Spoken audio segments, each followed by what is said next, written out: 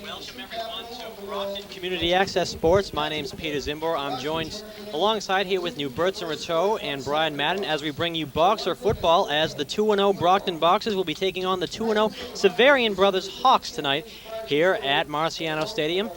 It's a clash of the Titans. At any moment, I expect Perseus to come riding his winged stallion Pegasus into the stadium to do battle with the Kraken. Both teams coming here at a record of 2 wins, 0 losses. Something's got to give. And Newbie and Brian, what's your take on tonight's game? You know, this is a huge game for the Brockton Boxers. I mean, first and foremost, you got Xaverian rated number 6 in the state, Brockton number 1 in the state. I mean, this game right here will separate the big dogs from the puppy dogs. This is a huge game for the Brockton Boxers. They need to step up because they haven't won against Xaverian in 5 years. Brian? Yeah, and you know, Xaverian's coach has been talking a little stuff, talking about don't overestimate the Boxers. So, you know, I was talking to Coach Colombo, and he was saying that, yeah, he realizes that what he was saying, and, you know, they're going to do their talking on the field. And as I mentioned, both teams coming into this game undefeated. Brockton, so far this season, both of their wins come from teams with losing records. So this will really be their first true test of the season. Yes, definitely. Yeah, but you know what? BC High, that's a good team right there. They had a tough matchup. I believe they faced St. John's Prep. That was a tough game at BC High.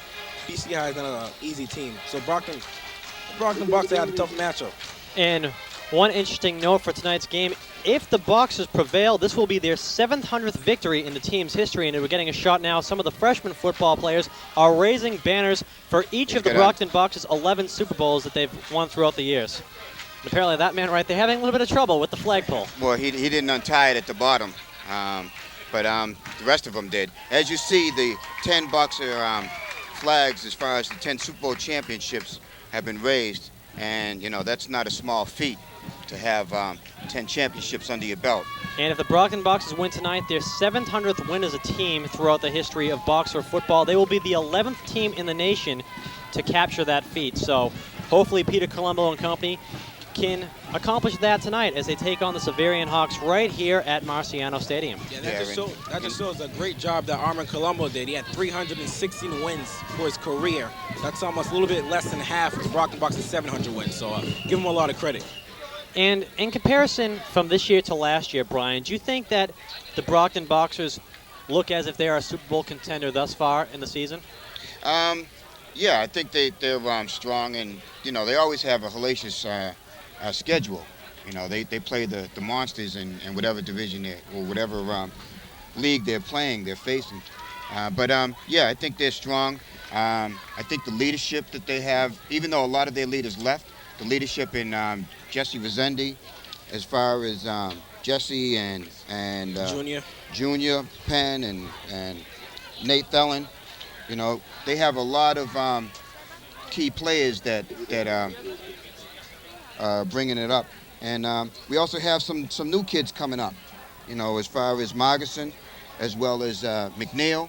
You know, those new kids are starting to get their chance to show some stuff. So it's your assumption thus far, it's your opinion that they do look like they could potentially be a Super Bowl contender. Wait, there's the Brockton versus Xaverian 2004. We played at Xaverian and lost 21-35, and that was a great game. And as Newbie mentioned, the Boxers have not beat Xaverian in over 5 years.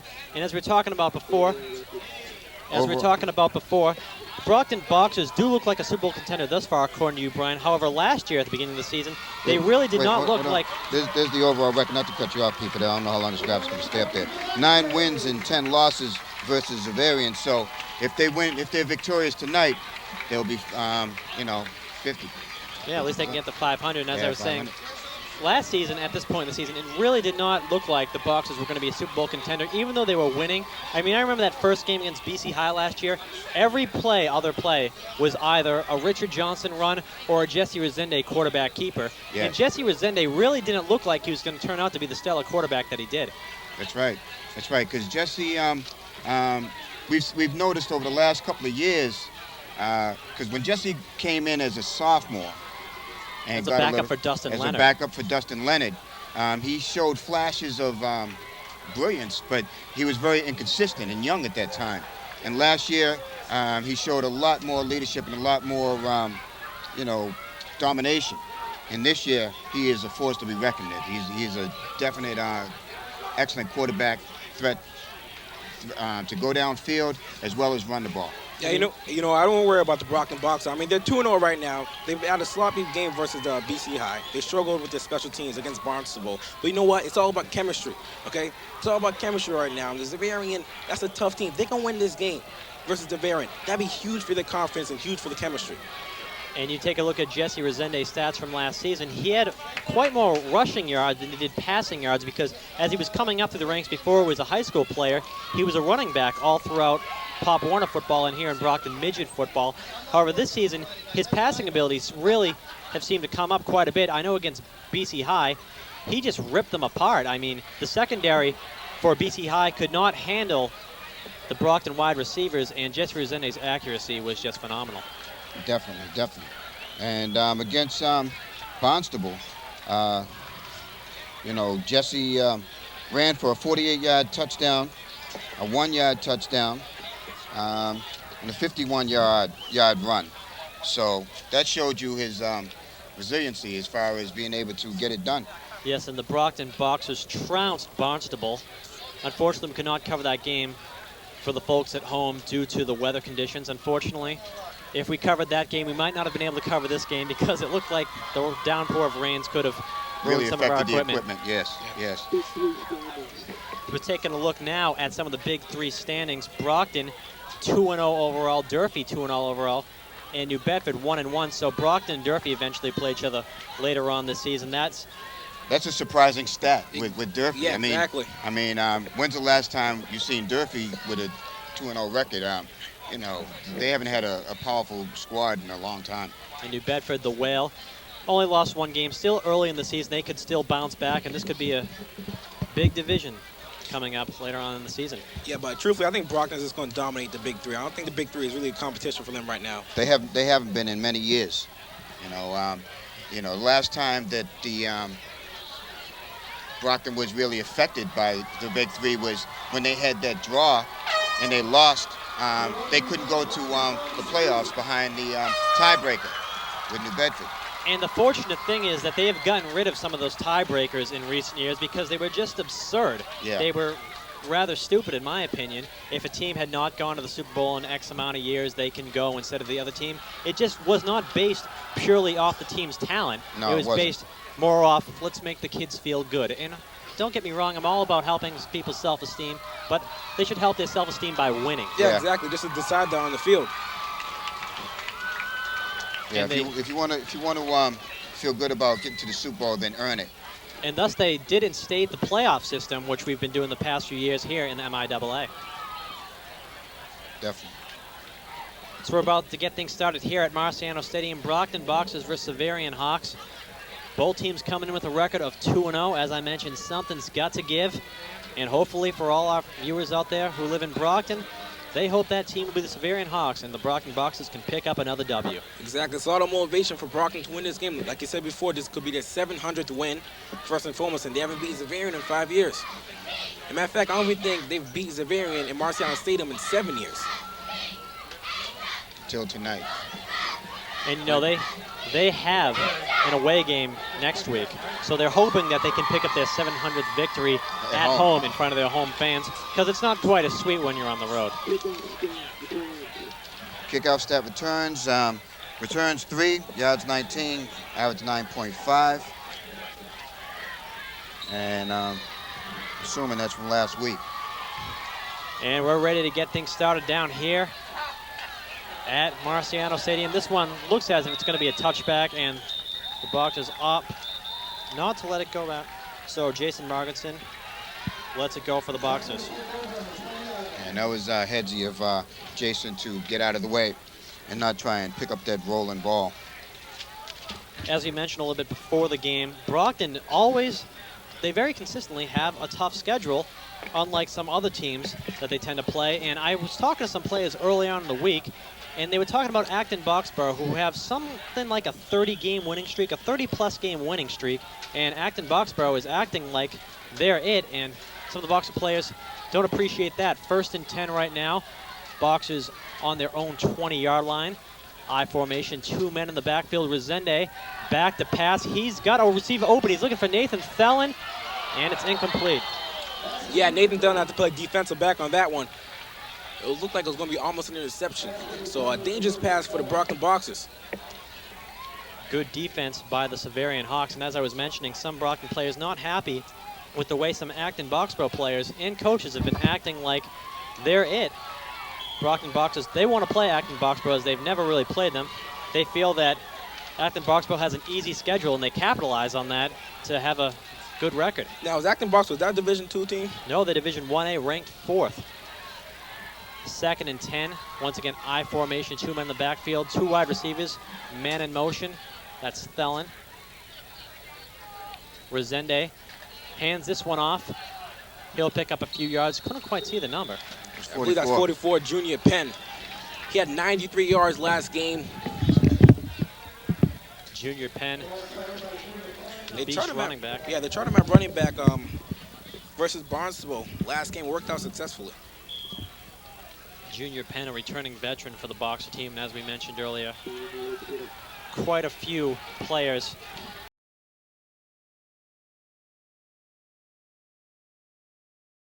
for Brockton. Shotgun formation. Now, this is interesting seeing a shotgun in high school football. And Resende's going to opt to run with it, as he often does. He's got room. He's down the sideline to the 50, to the 40. He's got about 1 man to beat. Plenty of blockers. Resende, he might get caught from behind, as he does at about the 3-yard line. That's great for the Brockton Bucks, not just for Jesse Resende, for that offensive line. Great confidence. The offensive line's been struggling past couple of games. That's great for the offensive line. What happened there was Resende, it looked like he could have gone all the way, as we're going to see in the replay momentarily. Yeah, he should have trusted his blocker. But what happened was he had so many Boxer players in front of him blocking that one guy, it seemed like some of his own teammates might have gotten his way, forcing him to cut inward, allowing some of the Xaverian players to catch up with him, as you see number 25 ultimately does. Christopher Fox. But I think if he would have just trusted in Nate Thelen and just ran alongside Nate Thelen, now Nate Thelen would not have allowed that defender to push him out of bounds. Well, regardless, I think Brockton is going to be able to capitalize on this opportunity. 9 minutes, 38 seconds left to go in the first quarter. First and goal for the Boxers, and they're on the 3-yard line. Yeah, right now they're just going to pound the football, try to give it to Junior Penn, pound it in for the touchdown. And don't underestimate that they will use the quarterback sneak once again. As I've mentioned, Jesse Resende, quite the speedster, especially at the quarterback position. Not a bad crowd here tonight at Marciano Stadium. Number 14 comes into the game for Brockton. McNeil. Jaron McNeil. And he was exciting to watch 2 weeks ago. We didn't stay for last week's game, but when he got in there, he definitely showed some movement. Yeah, I heard he struggled on versus Barnstable, though, so hopefully he can pick up the slack and help the Brockton Boxers. And it looks like they are going to pound things in the backfield, as you mentioned. 3 men in the backfield. They give this one off to McNeil, sends it up. Might have got a yard or 2, but not past the goal line. Not yet. But they've got some serious running backs as far as Penn and Johnny Ray Bonds. See a replay over here. There you see him. It's like runs into a brick wall. Now he got a little bit. He got a little bit of run. Yeah, he got about half a yard. He got a little bit. So we're going to call this one 2nd and 2. Once again, 3 men in the backfield.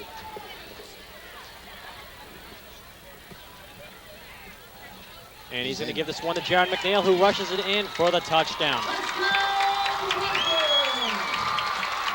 Excellent blocking there by Junior Penn to open up the hole and allow McNeil to get in. You're going to see it right here on the right side of your screen. Jesse hands off to McNeil. There you see the blockers. Johnny Ray and Junior. Junior Penn opens it up, pushes 25 back, enabling McNeil to get in.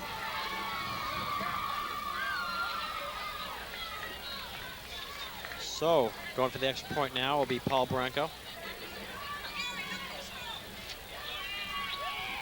Broncos' extra point attempt is up, and it's good. So the Boxers draw first blood, and with 8 minutes and 53 seconds left to go in the first quarter, Brockton is up 7-0 here at Marciano Stadium. Now, they did have some trouble with defense, last last couple of games. So let's see if their defense is, they've made some adjustments and the defense is able to stop a powerful team such as Xaverian. Yeah, exactly. They struggle versus their run defense. BC High ran on them pretty good, so hopefully they can plug up those holes because BC High ran on them pretty good. Yes, they did. And judging from that first drive, Bucks offense doesn't look like it's going to have any trouble with Xaverian's defense, as they Jesse Resende especially just completely outran them and completely had them on speed. So if the Brockton defense doesn't excel in this first drive, we could just see an offensive duel here. This could be a very high-scoring game.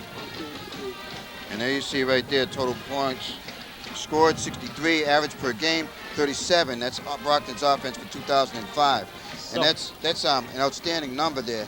37.5 points per game. Yeah, Xaverian has a pretty explosive offense too. The past 2 games, they've outscored their opponents combined 51-12. So they have a pretty explosive offense themselves. Brockton, a very high-scoring and exciting team. So if they've held their opponents to 12 points over the last 3 games, that shows that their defense is very strong, and you see what Brockton just did to their defense. And Branco with the kick. This one is caught by Xaverian player Edward Sciaba, and he goes out of bounds around the 33-yard line. Yeah, Brockton's still a little bit weak on the special teams. I mean, 1 broken tackle. He might saw a green, but still struggling a little bit on the special teams.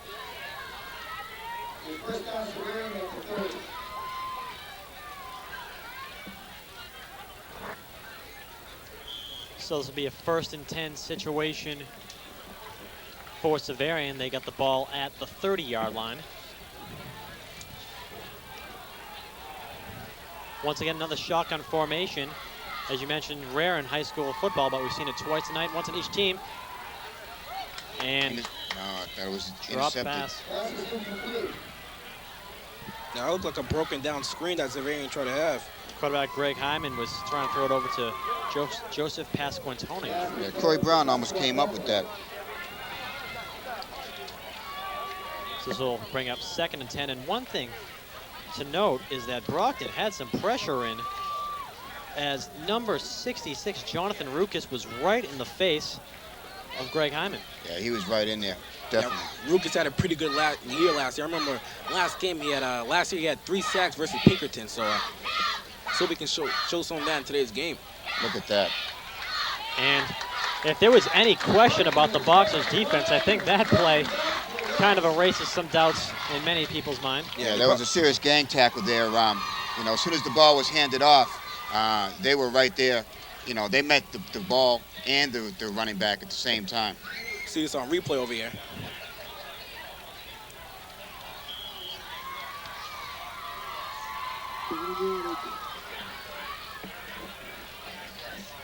And you see the Brockton defensive line overpowering the offensive line. 3rd and 11 situation for Xaverian.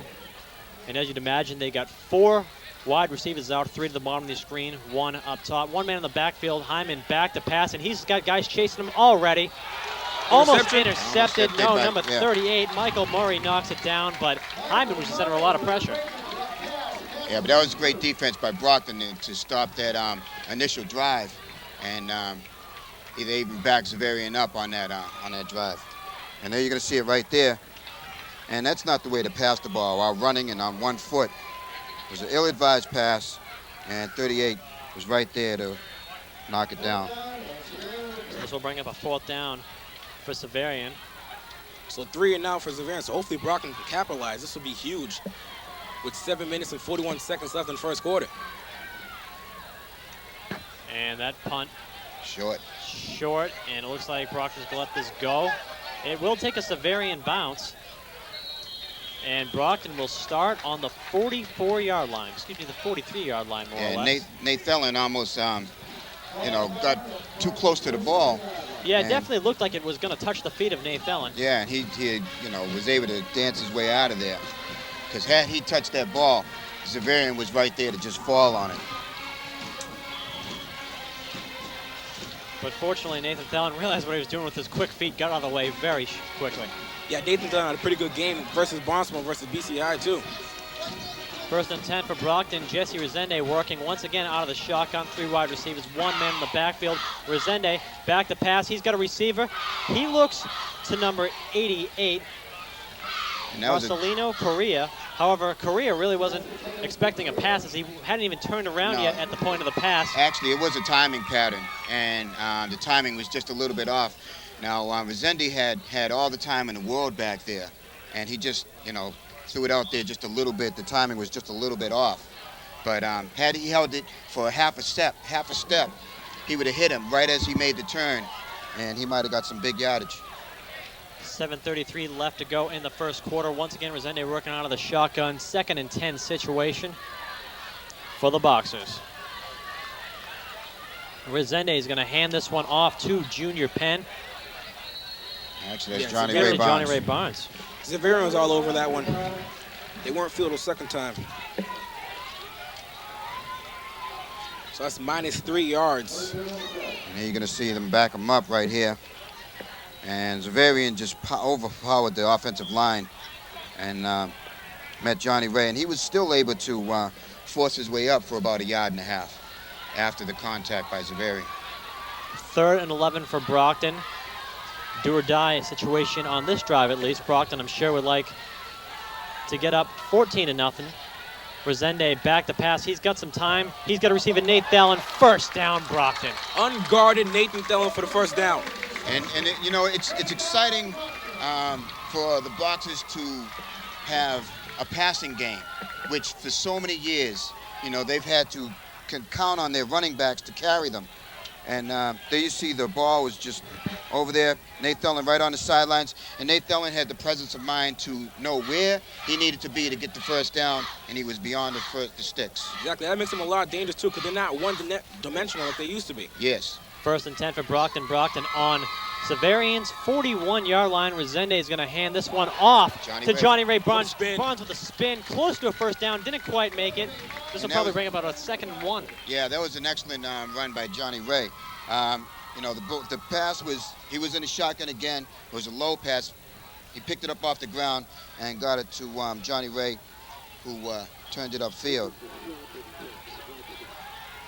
And there you see Jesse getting nailed. Wow. Now, that might be unnecessary yeah, roughness. because the ball was long gone. And they're going to spot the ball a little further back than I thought. It's going to be about a 2nd and 3 situation. Now, this is dangerous right here for Brockton. Brockton, right now, they have a shotgun. They ran it and they're passing. They're both been successful. So Xaverian doesn't know what to do to guard the run, to guard the pass. Yeah, because like you said, they're no longer one-dimensional because in the past, they had to rely predominantly on their running game and pass sporadically. But now they can run and pass 50-50 if they choose to do so and do so with confidence. And that means a lot, in high school football to be that versatile. Exactly. Mostly high school football teams are just running teams. That's it. That's it. And we've talked a little bit about some of the players that have left Brockton to move on to college. Looking out at the sideline and looking in the crowd, Artie Diaz is here and Jason Vega is here. Both players now for Northeastern University and former Brockton Boxer players. And they were standout as high school athletes. Yep. I thought I saw Rudy Romulus too. So he might be here. Isn't that him right down there on the... Right there. Yeah, might be him. In the red visor. Northeastern, I believe, is struggling a little bit so far this season. Right They over lost the there. heartbreaker of an opener, and they got trounced this past weekend, I believe. So things not going that well for Northeastern. However, the few Brockton players that are there are young, and hopefully within the next few seasons they can bring home a championship. You have Johnny Ray in the backfield. 3 wide receivers. Yeah, 2nd and 3 situation. They're going to give this one to Johnny Ray. Runs right up the middle. First down, Boxers. And excellent blocking there by 69 and 65 to open up that hole, which is Charles Townsend and Jared Ruiz. They opened up the hole just long enough for Johnny Ray to get through. Yeah, the thing I like about Johnny Ray Barnes, he's a power back. He doesn't run east to west. He just goes straight downhill. Yeah, he's a Bettis type of running back. Exactly. Resende, 1st and 10 situation, throws this one over. That is number 84, Corey Brown.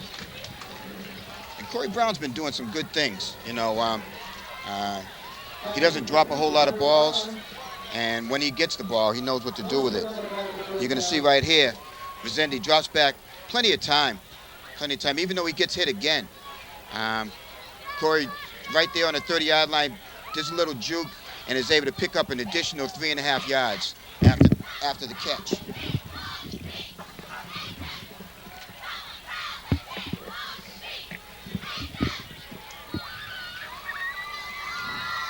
You have Junior and Johnny Ray Barnes in the backfield.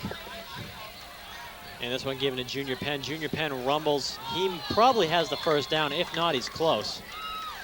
It looks like it's going to get a bad spot. Let's see. They're going to bring up a third down. About a half a yard. And I think he got rooked on that. There you're going to see right there, Junior spins off, and he's going to fall right there. Yeah, he gets a couple extra yards on that one. There he is, right there. And you can see where he lands. He lands at the 24-yard line. Had a second guess myself that time. I said third down, and then the PA announcer announced first down. However, it is third down. Resende with the quarterback keeper, and he's probably got the first down.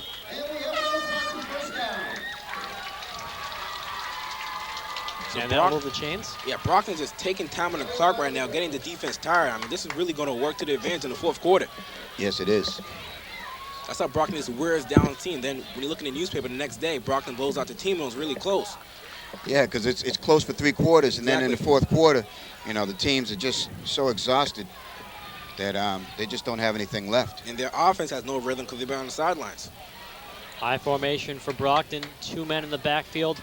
2 wide receivers, man in motion. That's Thelen once again. Resende hands the ball off. Excuse me, he's keeping it. Good fake. Resende's got it. He's rumbling in. He might have a touchdown. He's close. What a fake. Yeah, right now, Resende's just torching Xaverian right now, toying with their minds.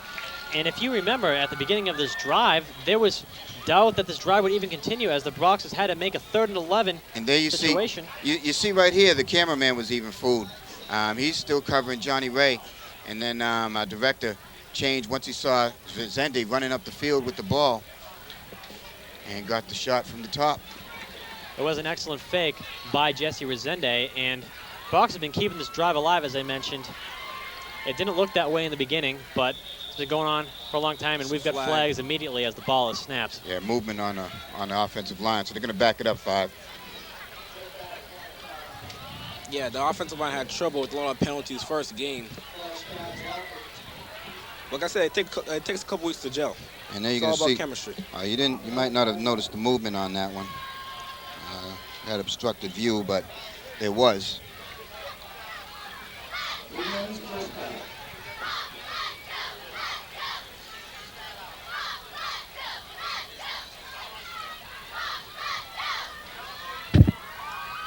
it's still first down. 1st and goal.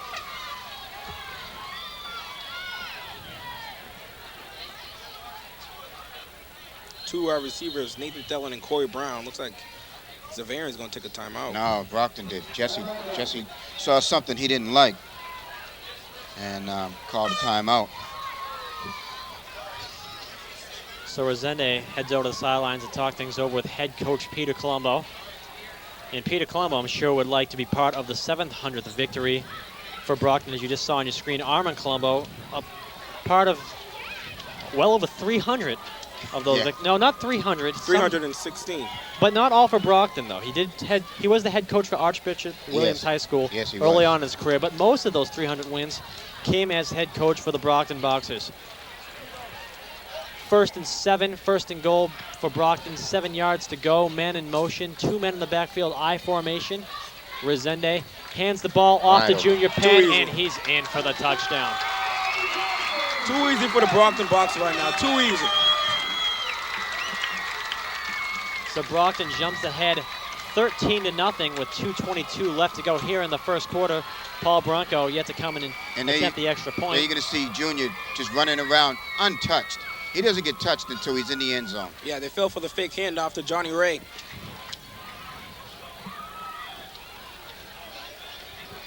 And actually, I'd like to if I can find it. Let me give you a little excerpt from a little later on from what the coach for Xaverian said about Brockton. Well, he's saying nothing right now as Paul Bronco hits the extra point and puts the Boxers up 14-0 here in the first quarter. So I really can't see him from too far. I can't really quite see what he's saying from across the field, but I assume there's some expletives involved as this team is down by 2 touchdowns. Yeah, Charlie Svensson. What he says here is that what are the 2 biggest mistakes a football team can make, Svensson asked his players? Underestimating and overestimating, answered Skiba. Stevenson nodded and continued, do not overestimate Brockton. We can play with those guys. Well, it doesn't appear that you can, Coach Svensson. Score speaks for itself. I know it's still early in the game, you know, but you kind of got under some skin. Yeah, but Brockton just wears down teams. I mean, just wear them down. And wouldn't Brockton love to, on their 700th victory, to come away with a shutout against Xaverian? And there has been times over the years when, even as a Brocktonian, some of us can see that Brockton is overrated. From the way they've played so far tonight, I don't think this season is one of them. No. Like I said, #1 ranking coming into this season. And in the top 20 in the country. Paul Bronco gets a kick off for the Boxers. Number 9 on the return. That's Steven Maniscalco. He picks up quite a run back. And like you said, Newbie, their special teams is weak. And that's something they need to work on. They need to work on, you know, attacking the runner and, you know, stop him before he's able to pick up 20.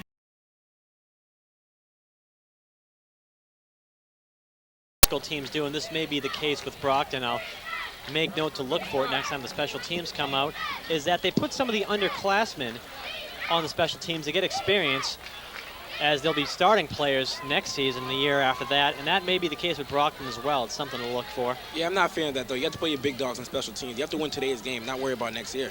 1st and 10. Situation for Xaverian, pick up maybe a yard. That's right, because you let the younger guys get some experience once you're comfortable. Because like that game up in Pinkerton a couple years ago, when Brockton was crushing them, they were shutting them out, and they put in all those the second squad. Oh, there's been several times throughout the year where Brockton has annihilated a team and had to put in the second squad, took most of their starters out, and then yeah, you can see the results in today's game. Yeah. So 2nd and 9 for Xaverian. Xaverian working out of the shotgun formation for the 2nd time in the game. Man in motion, 3 men in the backfield. 2 men in the backfield. And we've got a whistle and a flag instantly as the ball is snapped, maybe a little beforehand. I think it was delayed game.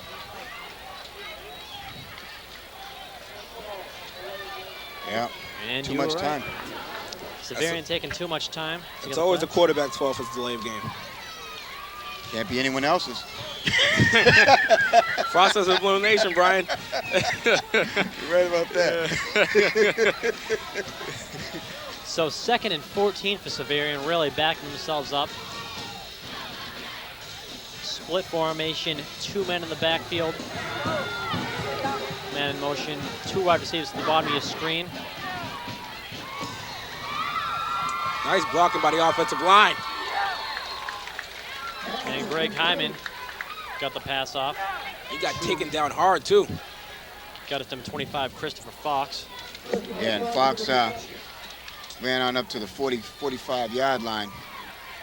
Got up to the 50 and then was backed up a little bit. There you can see it right there. And just turns upfield. There's a block in the back right there that was uncalled. And then you see Nate Thelen taking him down. Yeah, and Nate Thelen's mom jumped all over me for not doing the game last week. She's like, it's your fault. Like, wait a minute, you better blame God. Hyman back to pass, gets it over to Edward Sciaba. He's going to pick up the 1st down for Xaverian with 12.1 seconds left here in the 1st quarter. Yeah, they're doing a lot of screens. Can I see what they're doing? They're trying to take advantage of Brockton's aggressive defensive line. Sitting a lot of screens right now. Well, they're really testing the secondary out at the moment. And right now they're winning, passing that test. They're not necessarily winning. Scoreboard still says 14-0 Brockton. Well, I don't mean that they're winning. They're winning the battle. They're just winning. They're winning this offensive they're possession. They're winning small victories, but Brockton's winning the war. That's a good one, Brian. Yeah. So, but Brockton's going to bend a little bit because that's something that they've done consistently. Is you see some numbers. I score right there, 14-0. It's the end of the first quarter. But Brockton has always bended in the middle of the field somewhat. And then when it gets down to the red zone, they really tighten up. And you know, sometimes some teams they don't even let them. They don't even bend. They just crush them. But Xaverian's a force to be reckoned with. So Brockton might bend a little bit here. Yeah, it's a very good football program. You have two NFL quarterbacks, Tim Hasselbeck and Matt Hasselbeck, that went to Xaverian High. So good football program. But Brockton right now is showing themselves as a powerhouse in the state. 14-0. And a player from Xaverian last season, Zach Azak, one of the fastest people in the country, I read. Oh, yes. He was quite a speedster. He was amazing. So it'll be interesting to find out what happens with him over the next few years. Yeah, he was a lot of fun to watch. His brother plays wide receiver for Xaverian right now. And the good thing about Xaverian is being a private school, they get to pick from different players around the area to be in their team. And they picked the cream of the crop, however. They're still down 14-0 at the moment. I mean, again, that just shows how good the Brockton program is. This is a public school system, and they're getting great players coming in here. And Xaverian could change that. They're on the 39-yard line of Brockton right now. 1st and 10 situation, I formation, 2 men in the backfield. Hyman with the ball. He's looking for a pass, but incomplete. He was looking for number 9, Steven Maniscalco, but Maniscalco wasn't exactly looking for the pass. Yeah, way off. Maniscalco was looking ahead. Yeah, the quarterback actually overthrew him, though. And that might He could have have hit been him right in the money, but he would hit his back. Well, I think it might have been, I don't know, miscommunication because the quarterback was expecting him to go deep, and he turned it to the outside at the 30. So that brings up 2nd and 10 for the Hawks.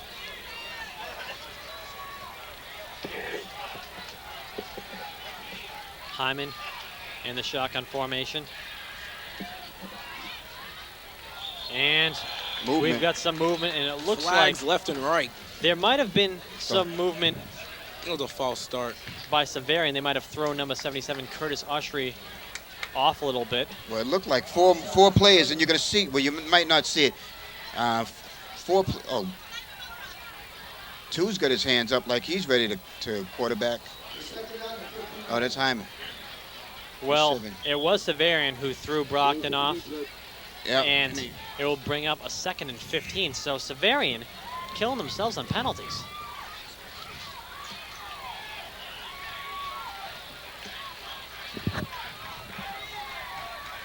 Xaverian had good field position, but they're just not moving anywhere. And this one handed off to number 25, Christopher Fox. And he's taken down way in the backfield by Brockton. Michael Murray. Yeah, that's just not going to work, that east to west running game. I mean, the Brockton Box are going to shut that down. And that was excellent defense by Mike Murray, because you're going to see 77 right on his back, and then Mike Murray just met him right there at the 47-yard line. So this is going to bring up a 3rd and 18 situation for Xaverian. They've got themselves backed up quite a bit, and comes back to that penalty and the Box's ferocious defense. Like I said, they bend a little bit, but they don't break.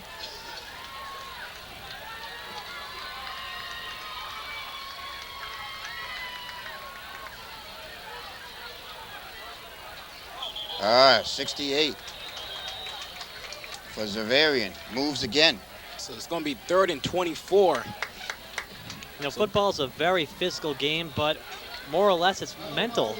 And Xaverian is killing themselves right now on mental errors. They just lost 15 yards. Yeah, Brett Anderson, offensive line, 6'10", 270 pounds. That's a big boy. They're making me do math now. This is going to be 3rd and 23. The board shows 24. But it said 3rd and 18 a second ago, and No, it it's a said 5-yard 19. penalty. It said 19. It said 18 initially. Okay, they changed it to 19. I went with 18. I think I had better eyes than them. It's okay, 18, 19, it's all relative. Yeah, they gained about 14 yards, but not close enough. And if it wasn't for that first penalty, that might have been a first down. Exactly. They just lost 15 yards just on penalties. And they got back to the original line of scrimmage. And you're going to see him get the ball right there at the 40, and he gets 3 yards from there, or 42, and gets up to the 39. The original line of scrimmage. So Xaverian will have to punt as a timeout is called. But Yeah, you know Xaverian what? really not doing themselves many favors tonight. Yeah, you know, if I was the Xaverian, I'd just go for it. I mean, you're at the midfield. Your defense is getting killed by Brockton's offense. You're at midfield, you're at the 40-yard line. I just go for it. There's nothing to lose. No, you don't want to go for it. Not in this situation. What's your name, Newbie? Yeah, that's my name. Historically, that's my name. My boy Newbie. But no, you don't want to go for it at the half and give Brockton that field position, because the odds of you getting 10 yards is very slim. Yeah, I mean, hypothetically, if they don't make it, I mean, look at this punt right here. It's only 15 yards. Actually, it takes a Xaverian bounce. And we just saw on your screen a moment ago, this 14 points in the first quarter seems to be the middle ground for Brockton, as they scored 21 points in the first quarter last week against Barnstable. They ultimately trounced them and scored 7 points in the first quarter in week 1 against Boston College High, as you will see on your screen momentarily. 8:53 left to go here in the first half at Marciano Stadium. Box is up 14-0. All those points coming in the first quarter, as you can compare them with the numbers on your screen at the moment. And we did see a little bit of the Barnstable game before we cut out of here, because they scored quickly. I think on the first drive or something like that, they scored very quickly. Yeah, I think Junior Penn had a 93-yard run. Yeah. And Resende with the ball sends this one over to Nathan Fellon. Big gain.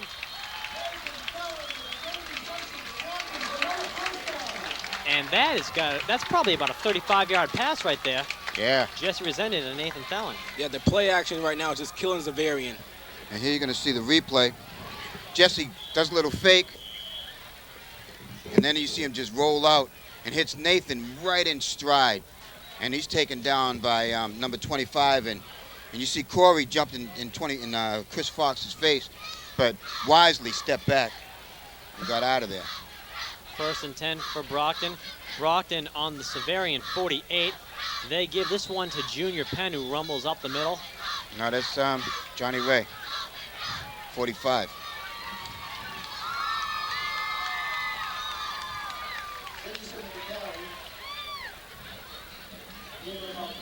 So Brockton picks up 3 yards. It'll be 2nd and 7.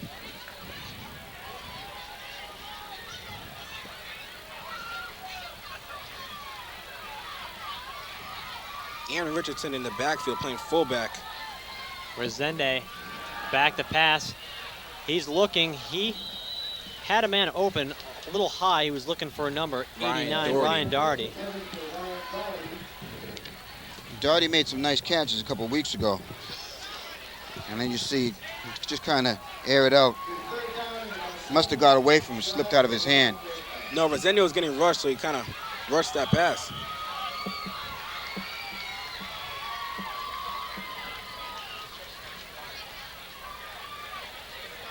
And Johnny Ray comes into the game.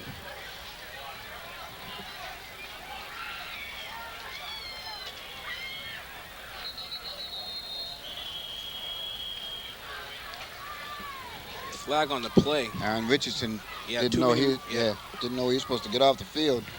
Too many men on the field. Can't play with 12. Actually, don't need to play with 12. 11 is enough. Now, there was an interesting call in the NFL this week for too many men on the field as the Denver Broncos scored a touchdown. Players going onto the field to congratulate the other player. Referees called the penalty. And Mike Shanahan questioning the NFL on that call and getting fined. 3rd and 13 situation for Brockton. Jesse Resende back to pass. He's got a few men chasing him. He just sends the ball over, lobs it over, looking for someone. Incomplete. Flags on the play. And we'll see what that's all about momentarily. 7:41 left to go in the first half. Box is up 14-0. You're going to see the replay. And that's holding on Brockton. So the Brockton offensive line really having trouble as they had to hold, and even with holding, 3 Xaverian players getting to Resende. Yeah, but that's not where the holding came from. Those guys came in untouched. And right now we're 3rd down and 12 yards to go. But the Xaverian defense is tightened up. It's 4th and 12 to go. Here comes the punting unit. So we'll see how the special teams are going to do in this punt coverage.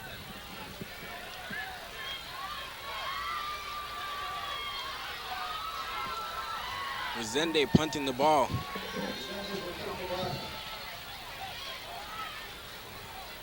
Resende multitasking for Brockton, pulling special teams and offensive duties. Oh! Here we go.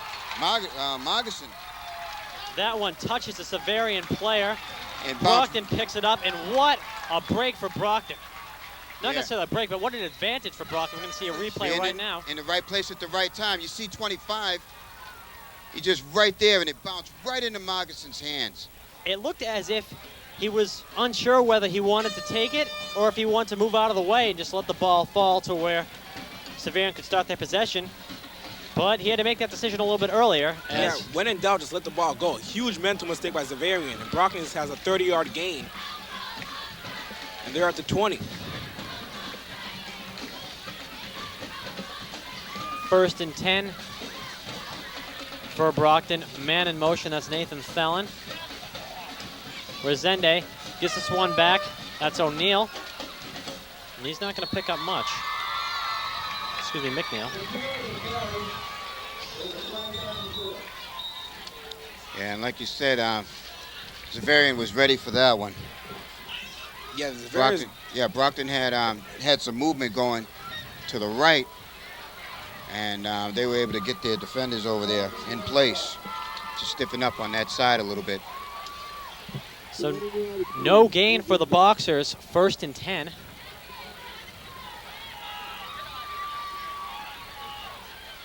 Excuse me, this will bring up 2nd and 10.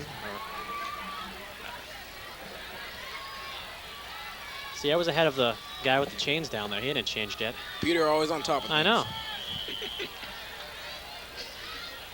Thinking to myself, I'm pretty sure they had a playoff. But I'm looking at this guy, and he's giving me some strange information.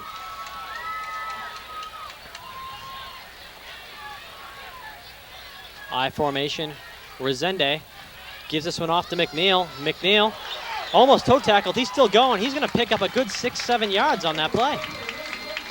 That's the sophomore right there, so he has 2 more great years left. Showing some sparks. And then you're going to see him just run through 27 right here, and then 75 and he dragged 75 for about 3 or 4 yards. 75 is Chris Netchie, offensive line, 6'1", 225 pounds, and little McNeil dragged him for about 3 or 4 yards. Yeah, McNeil's not a big guy too, so. 3rd and 4, Resende hands this one off once again. First down. Is that McNeil?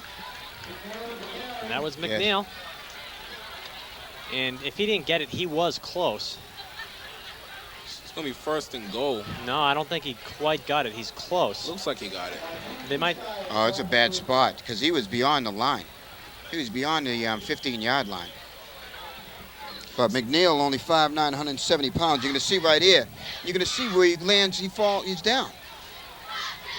He's under that pile, under 75, which is over the line. 15-yard line. Those are going to bring a 4th and 1 situation for the Boxers.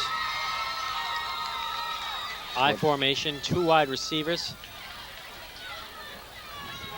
Resende hands this one off to Johnny Ray Barnes. He rumbles up for what will be a Boxer first down. That's the downhill running of Johnny Ray Barnes. And that's one thing Brockton was able to rely on for that short yardage. You know, Johnny Ray and Junior Penn are able to get that tough couple of yards. This is where Xaverian gets in trouble right now because they don't know if Resende is going to pass the ball or run it. So Resende keeping this one and maybe got a yard or two. Not much, as he is pummeled by a bunch of Xaverian defenders. And the motions are running high. Starting to be some extracurricular activity going on under there. I saw a little bit earlier. I didn't see too much on that play. We've got the replay right now. Watch at the end of the play. You're going to see some rustling. Yeah, Rustling under there. Brockton's playing with a chip on their shoulder right now. I mean, I saw what you saw, Brian. A little bit of Extra. yeah. 2nd and 7 for Brockton.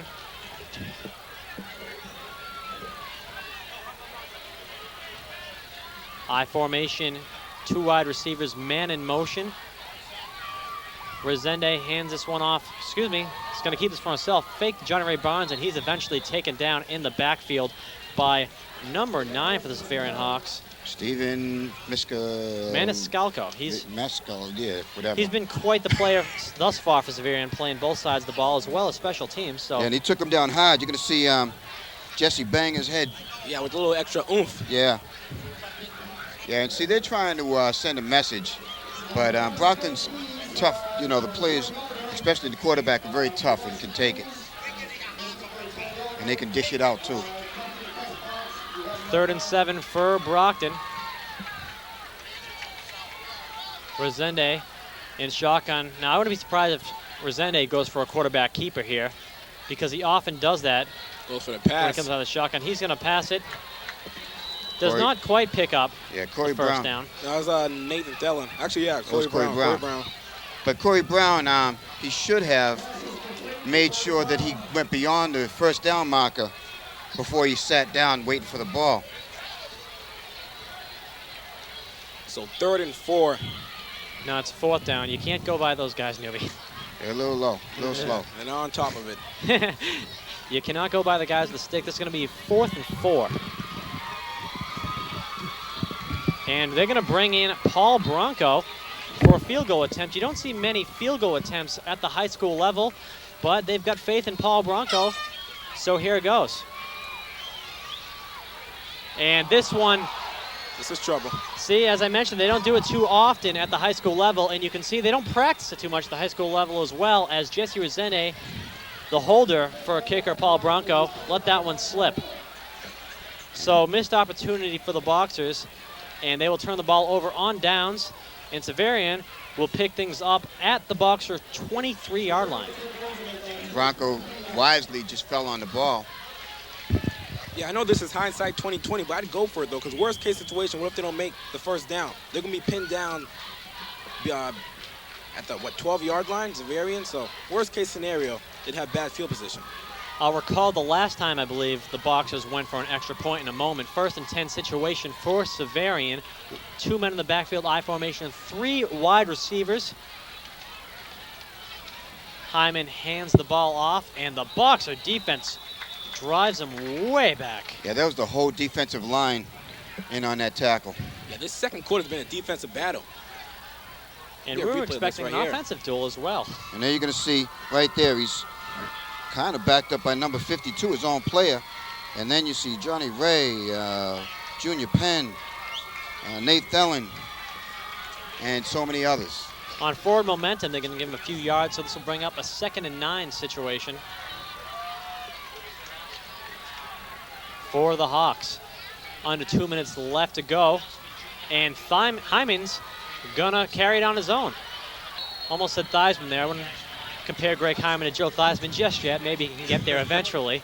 Yeah, and he gets a first down. He gains about 11 on that.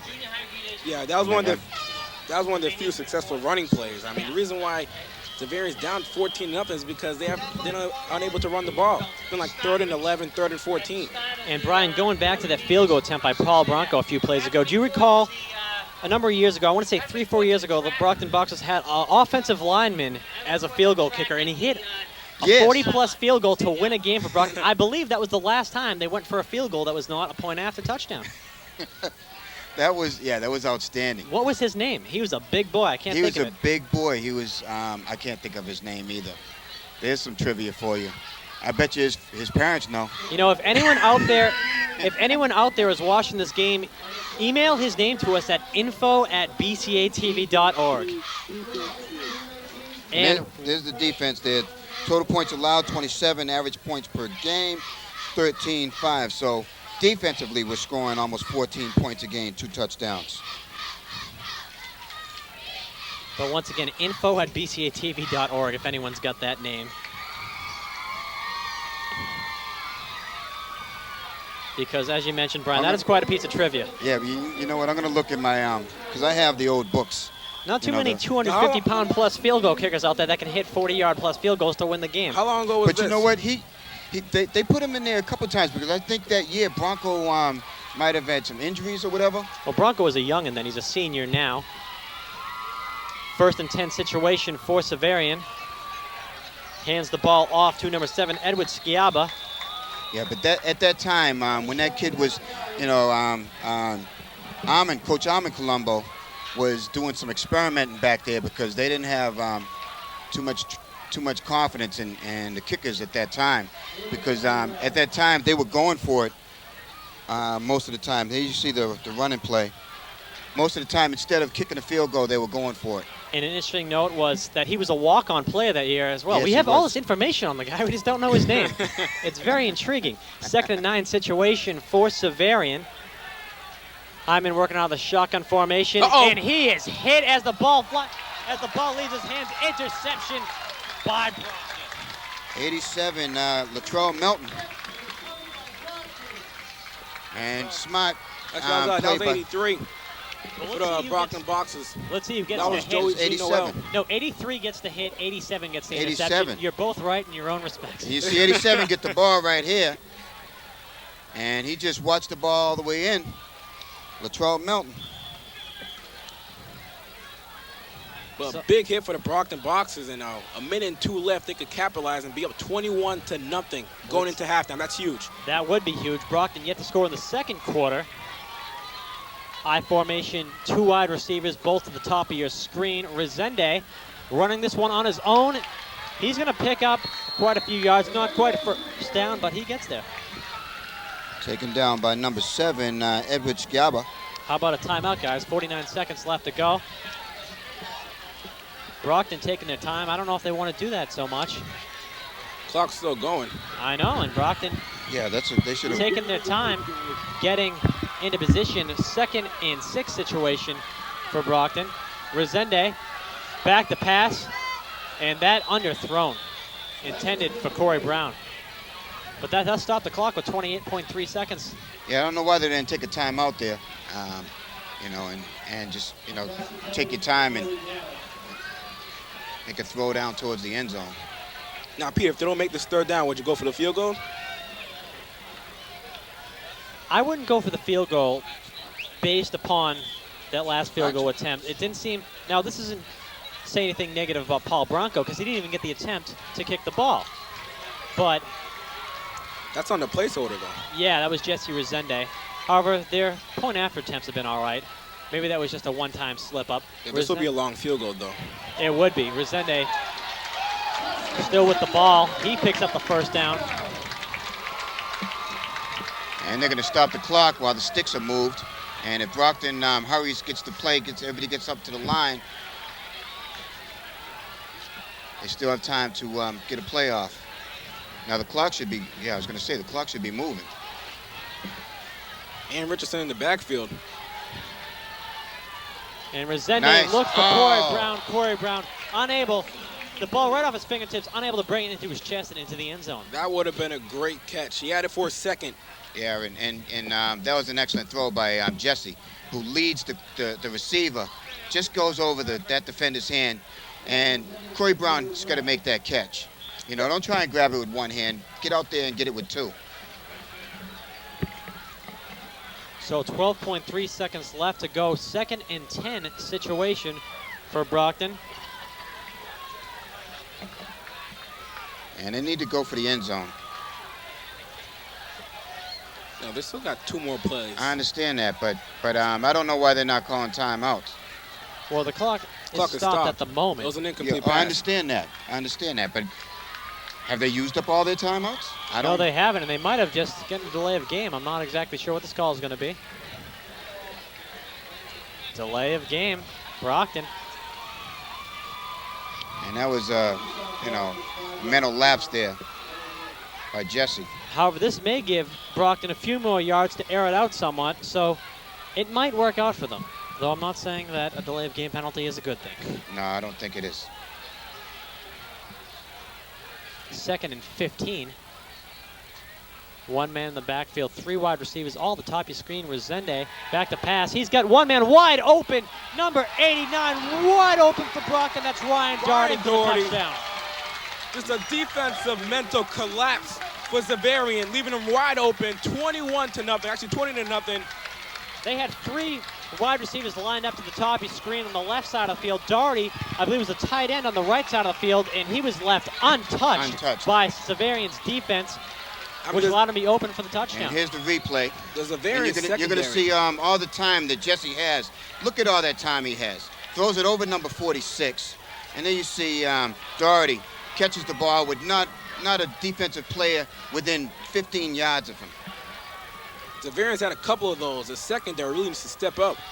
And Brockton gets their field goal placing fumbles out of the way, and Paul Branco hits the extra point to make the score 21-0 with 4.9 seconds left to go in the half. Brockton, phenomenal first half of football. Yeah, and what a momentum builder. I mean, Brockton established dominance in the first quarter. Xaverian was able to slow them down in the second quarter, and then just at the end of the half, Brockton was able to, on Xaverian's miscue, get some points on the board. Yeah, the fumble by Xaverian on the punt return, that was huge. That just turned around the emotion for the Brockton Boxers, and the score is 21-0. They're dominating Xaverian more than they dominated Barnstable. And Xaverian's the number 6 team in the state. Number 6 in the Eastern Conference. Number 6 in Greater Boston. Yeah. But nevertheless, it's a good team. They're dominating them. It's a good team. You're right. I'm not dispelling what you're saying. I'm not. We all on the same team. Yeah, you. Doing very well. One-sided conversation, Brian. The people at home can't hear the director. Bronco on the kickoff for Brockton.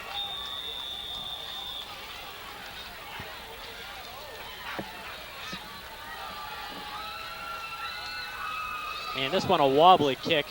It probably will not matter much at this point as the clock will run out, and Brockton will go into the first half up 21-0 over the Xaverian Hawks. So I would assume that the head coach for the Xaverian Hawks is either saying nothing right now, or if he is saying anything, it's not something you can say on TV, Brian.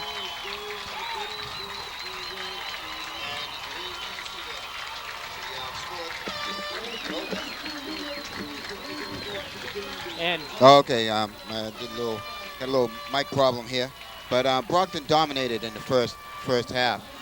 They was able to score 14 points in the first quarter, and then finish it up with a miscue on Xaverian's part, and put some more numbers on the board going into the half.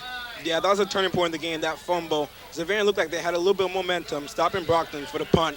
Then they fumbled it. That just turned around everything. Then Brockton got the touchdown, 21-0. So they're just playing flawless right now. Well, there you have it. Brockton going into halftime up 21-0. Keep in mind, we will be bringing you boxer band coverage here in the first half. We'll have that for you momentarily right here on Brockton Community Access Sports. Stay tuned.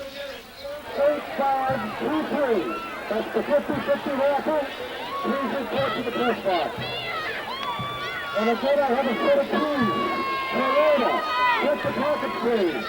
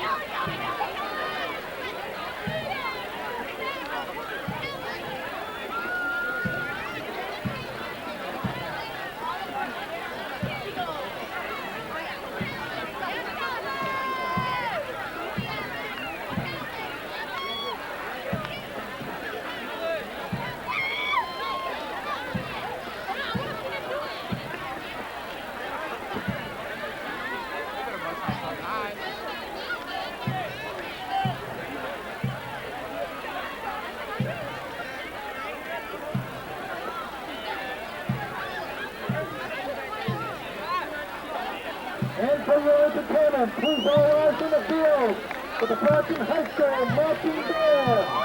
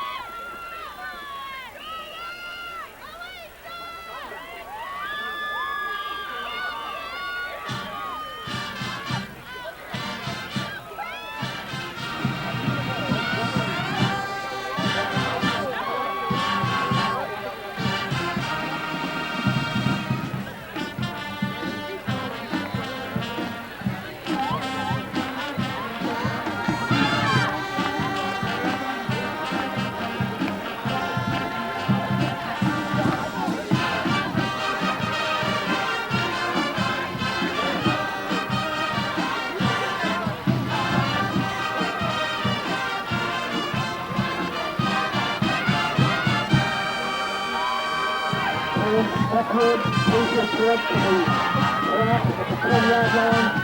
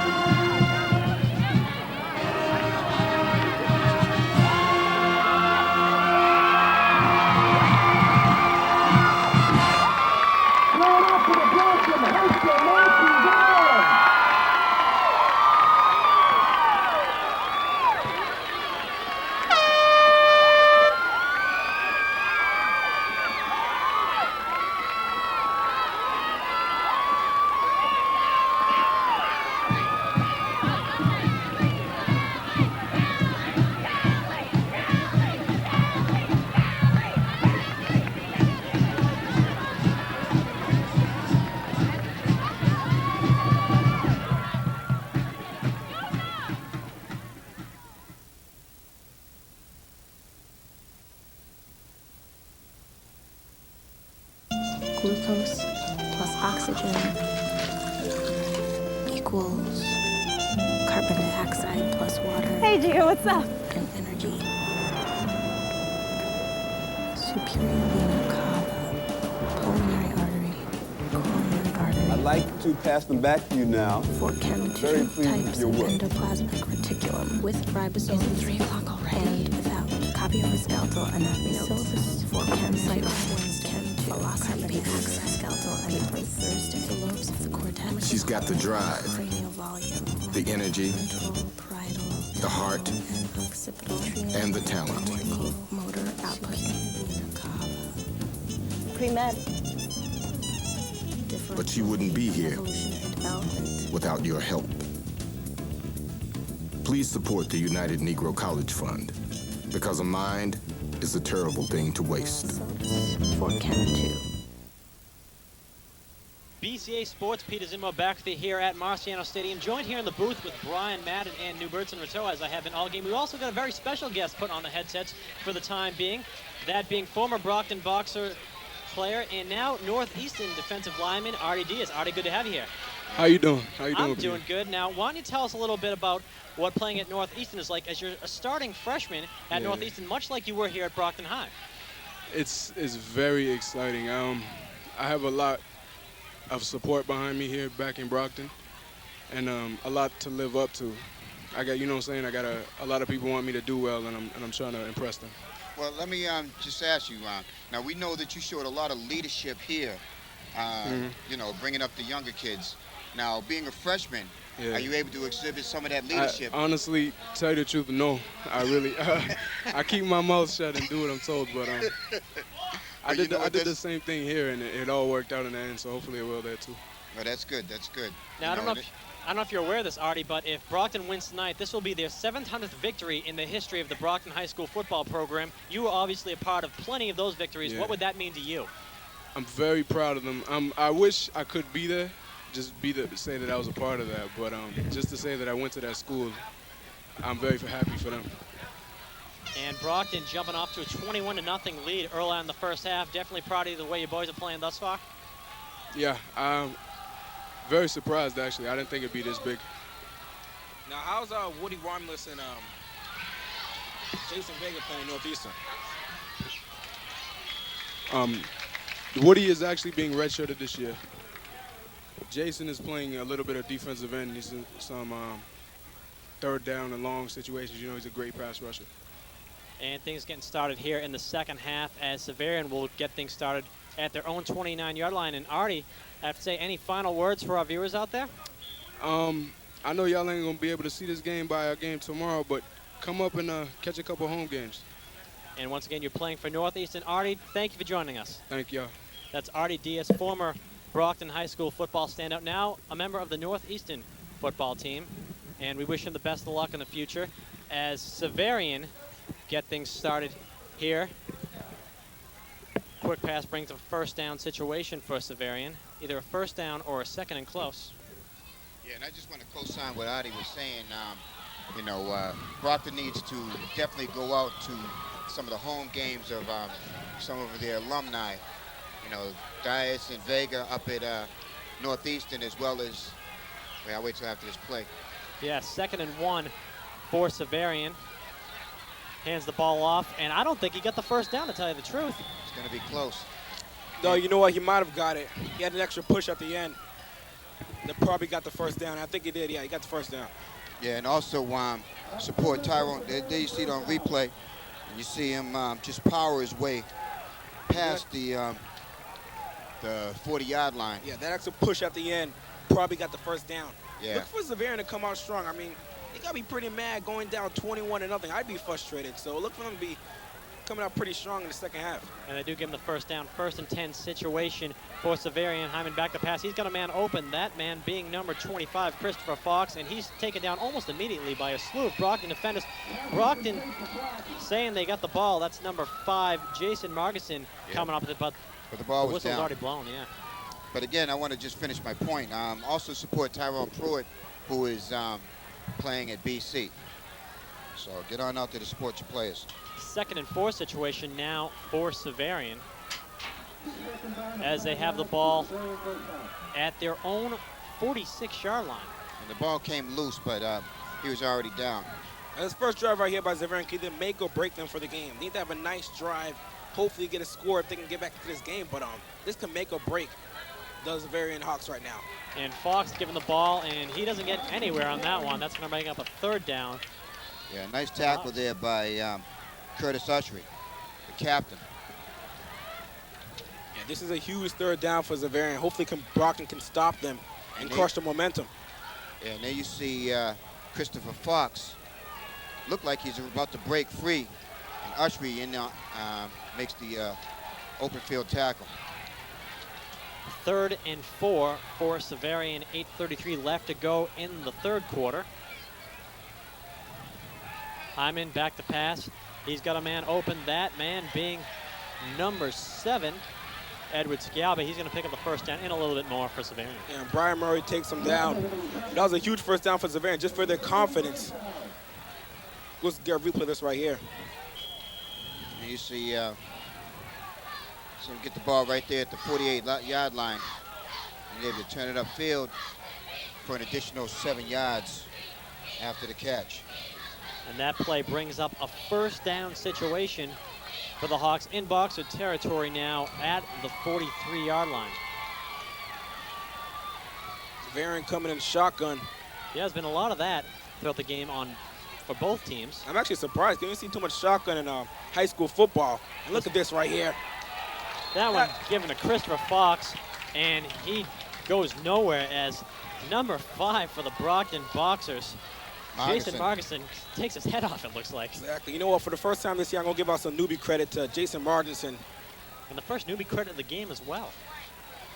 And Comes Jason, out, and Junior there's Penn and Marginson come out. Take him down to the ground. And a loss of 5 yards 6 yards on that. Pete. And you can see Jesse Resende on the sidelines. He looks like he means business. 2nd and 16 for Xaverian. Once again, another shotgun, as we pointed out.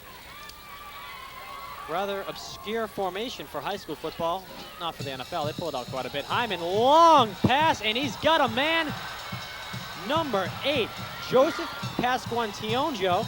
And if it wasn't for Corey, he would have got a touchdown. And that was an excellent pass there by Hyman. That's about a 45-yarder. Yeah, that was a pinpoint perfect pass for Xaverian. And Pasquantonlo picks it up.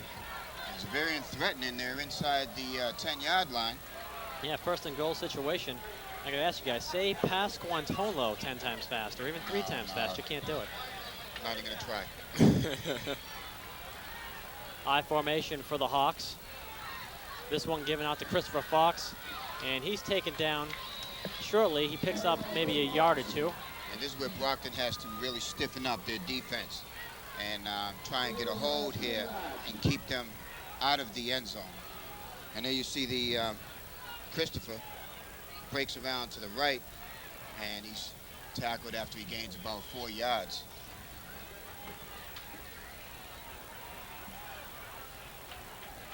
Six minutes left to go in the 3rd quarter. 2nd and goal situation. Ball on about the 8-yard line.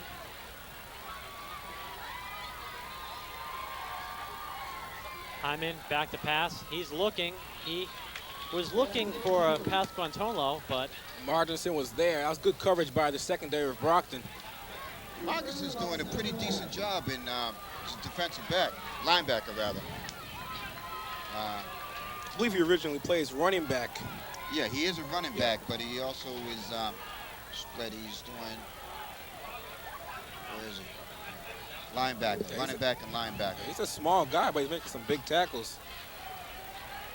And he is a senior. He didn't get a lot of burn over these years. He's finally getting his chance to shine. Yeah, he was behind Richard Johnson, and unfortunately for him, he had dabbled off playing time. and Excellent.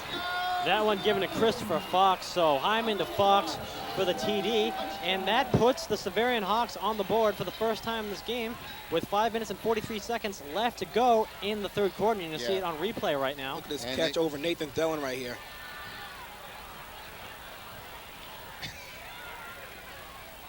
And there you see Fox just went up high, went up big, brought it in.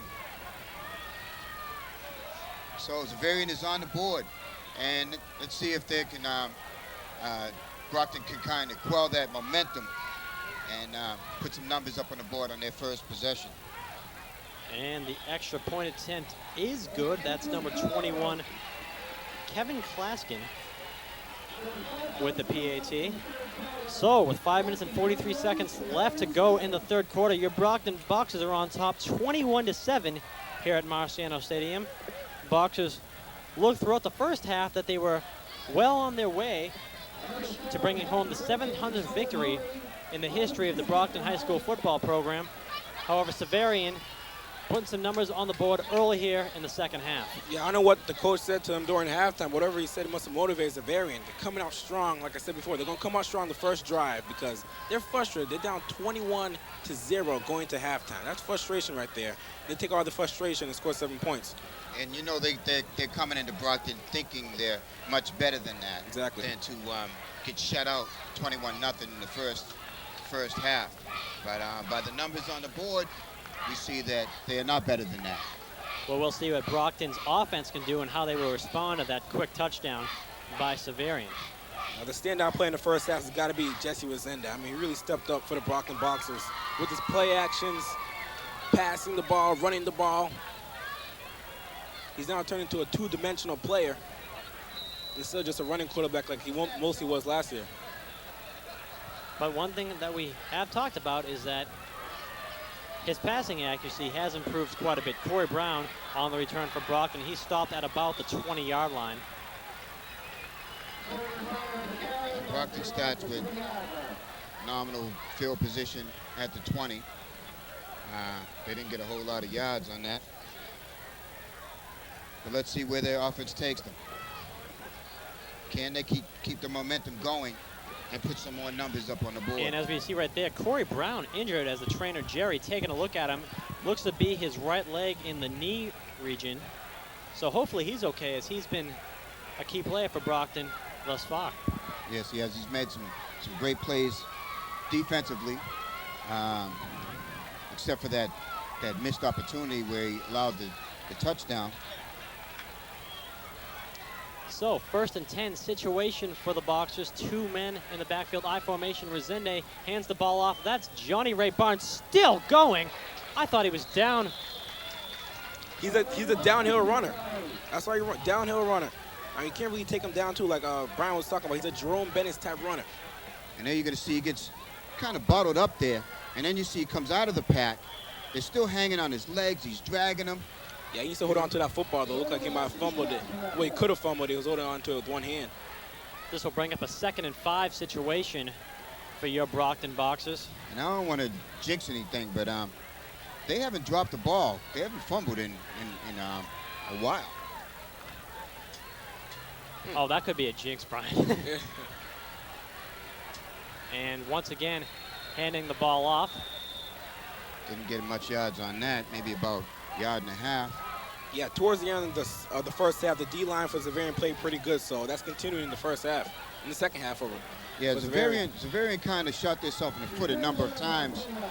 They had that ill-advised touching of a punt. Yeah. Where Marginson was able to, the ball bounced right into his hands. That was a turning point, I thought. And they had a fumble and 3rd and 4 for Brockton. And whistles being blown. And there may have been a timeout called, I'm not exactly sure. And Xaverian does call a timeout. So 4 minutes and 20 seconds left to go in the 3rd quarter. Brockton up 21-7. And guys, what do you think the purpose of that timeout was? all right, maybe to get some specific defenders in on the play. Maybe the coach saw something that there's a little scoring summary here. And you see Resende, 3 touchdowns, 18 points. Bronco, 3-point extra points. And Doherty, 6, and Marginson, 6. And then we have McNeil, 6 points, Penn, 6 points, Richardson, 6 points, and Thelen, 6 points. So, 3rd and 4 situation for Brockton. Resende scrambling a little bit. He's going to run it on his own. He runs it out of bounds. Not sure if he picked it up. Yeah, he got a first down. He's well beyond the first down. Good job by his blockers on that scramble. Heads up play by them. We'll get this on replay right here. Resende. And there you see, Resende come around and just able to get around the corner and get past the blockers. They're trying to figure out where to place the ball, where he ran out of bounds. And he appeared to run out at about the 38-yard line. And we have a flag, and they're counting it off from after the point where he ran out of bounds, counted off 10 yards. So it had to be something after the play. And that is against the Brockton Boxers. 3rd and 2 at the 27-yard line, 28-yard line. You're breaking the rule of going off the scoreboard, Brian. I don't think that's a big 2 yards. We'll call it 3rd and 4. No, it's about 3rd and 2. No, it's not. Yes, it is. 2 against 1, Peter. All right. Nevertheless, they don't make it. Xaverian. And he didn't make it. Big stand there by Xaverian, not allowing Jesse to get around the corner. It's like 2 different teams right now for Xaverian. And here you're going to see the replay. And you see Jesse trying to come around, throws a little shoulder into one of his players, and just kind of ran over 15, who was able to grab him by the ankles as he stepped on him. And you could hear the eruption from the Xaverian sideline when they made that stop. Xaverian. Yeah, and they got some guys over there shirtless over there with some letters on their chest. Yeah, they're cool.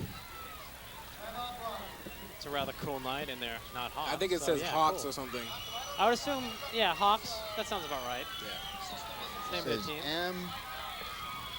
Brian's gonna check it out with his binoculars. I don't like you checking out guys with binoculars, Brian. I don't know what you're trying to tell us with that. 3:35 left to go in the third quarter. Some Brockton up M's and 21 H's and 7. N's and Maybe it's I the don't player's know. name. Must be. Yeah. That's something I would really want to do is stand up there half naked with some man's name on my chest. I just don't want to stand around half naked anyway. And that is my stance on that. Yeah, real cool. Okay, Yeah, we they get go, some all right, shots of what's these this? guys. I know. That's M. I think it says men, to be honest with you, M-E-N, and I couldn't read the rest of it. We've got a punting situation for Brockton. Nonetheless, Resende Nice with the kick. punt. Good kick. This one's going to be taken about from around the 40. This It's is Christopher dangerous. Fox. Fox got some speed on him. Almost taken down Oh, by Rocky taken defender. down and tattooed. Oh, brother. 2 newbie credit points. 2 newbie credits. Those don't come around too often. They don't come. There's not. And there you're going to see the replay. You're You going to don't see see he that play gets it too about often. the 38-yard line. Breaks to the outside. There was a missed tackle. Another missed tackle. Shakes him off. And then, bam! Knocked out of bounds at about the 48-yard line. So Brockton needs to stiffen up here and make a stop. Let's hope they can go 3 and out. And Hyman back to pass. He's got number 8 for a first down and more. That's Joseph Pasquantolo. And that was an excellent pass. That was an excellent pass by Hyman, who just hit his tight end in stride. I think right now Xaverian's just going to completely abandon the running game because it hasn't been working for them. So just going to keep on passing the ball and and test the there's secondary. And there was the replay.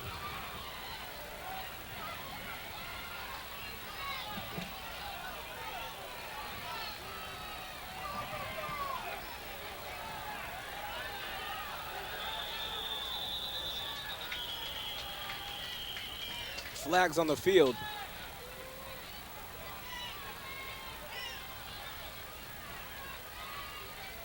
And Corey Brown still trying to test out that knee. Yeah, Corey Brown up and walking around talking to Jerry, the trainer, on the sideline. So hopefully he's okay. He appears to be all right. He just might not be in playing condition. Yeah, he's just a little gingerly on that leg. He's trying to stretch it out, run a little bit. And this is You going to know, be Coach Colombo would love to get him back into the game. this is going to be a 1st and 15. A 1st and 13, rather. For Xaverian. And this coach right here is livid, about to completely lose it. Same coach that was talking smack about Brockton. This coach needs to calm down and count to 10. Does that work for most people? Nobody counts to 10? It works for me. Does it really? Yeah, it does. I don't think that's true, Newbie. I've seen you when you're mad. I saw some video footage of some of the outtakes from stepping up big time and they can't get the microphone to work, and you were flipping out. And there you see he's still over there yelling at the referee.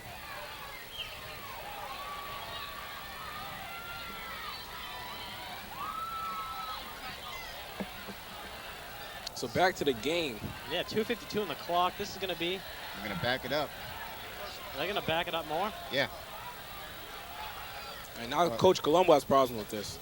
I don't know if Coach Colombo has problems or if he's just wondering what's going on. Well, they only moved it a yard.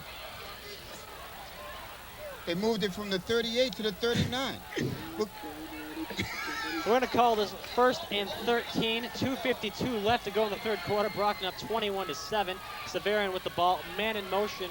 Now one man in the backfield. Hyman back to pass, gives it over to Christopher Fox. Christopher Fox takes it down way in the open field backfield. tackle. Excellent open field tackle by number 38. Brian Murray. Michael Murray. Michael Murray, excuse me. He was right to Murray. No relation to Bill. At least no known relation. And there you're going to see Murray just nails him right there for a loss of about 5 yards.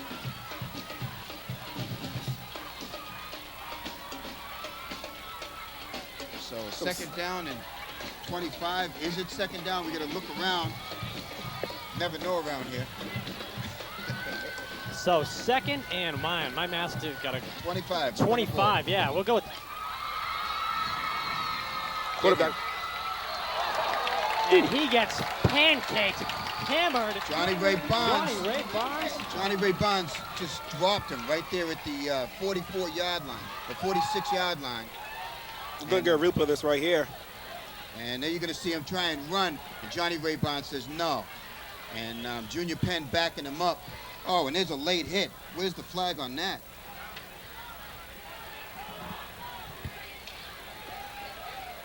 I don't know. The referees are just not throwing out any laundry today. 1:22 left to go. 3rd and 24. 20. Okay. And he's got a man open. Yeah.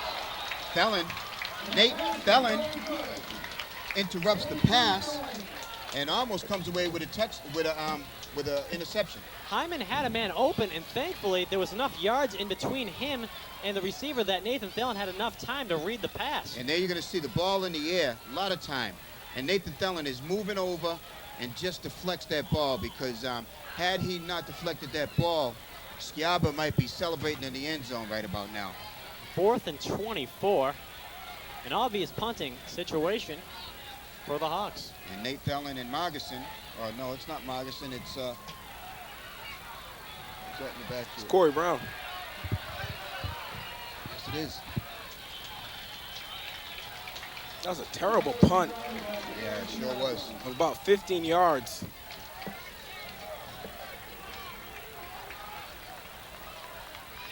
And the Brockton Boxers really stood up and stiffened up on that drive, not allowing Xaverian to continue their momentum after they scored on their opening drive after the half. Yeah, the little momentum that Xaverian had was crushed by the Brockton Boxers, and that's huge for them going into the 4th quarter. And you know Brockton really wants to dominate Xaverian. Just for bragging rights is for them to have not beaten them in the last 5 years. And Resende back to pass. He looks for Thelen, a little bit overthrown. Yeah, and that was a bad pass by, that was one of the few bad passes by Jesse Resende. Because Thelen was wide open, and Jesse just overthrew him. So 2nd and 10, 56 seconds left in the 3rd quarter. And there you see Coach Peter Colombo giving his instructions and then pushing his quarterback out into the field.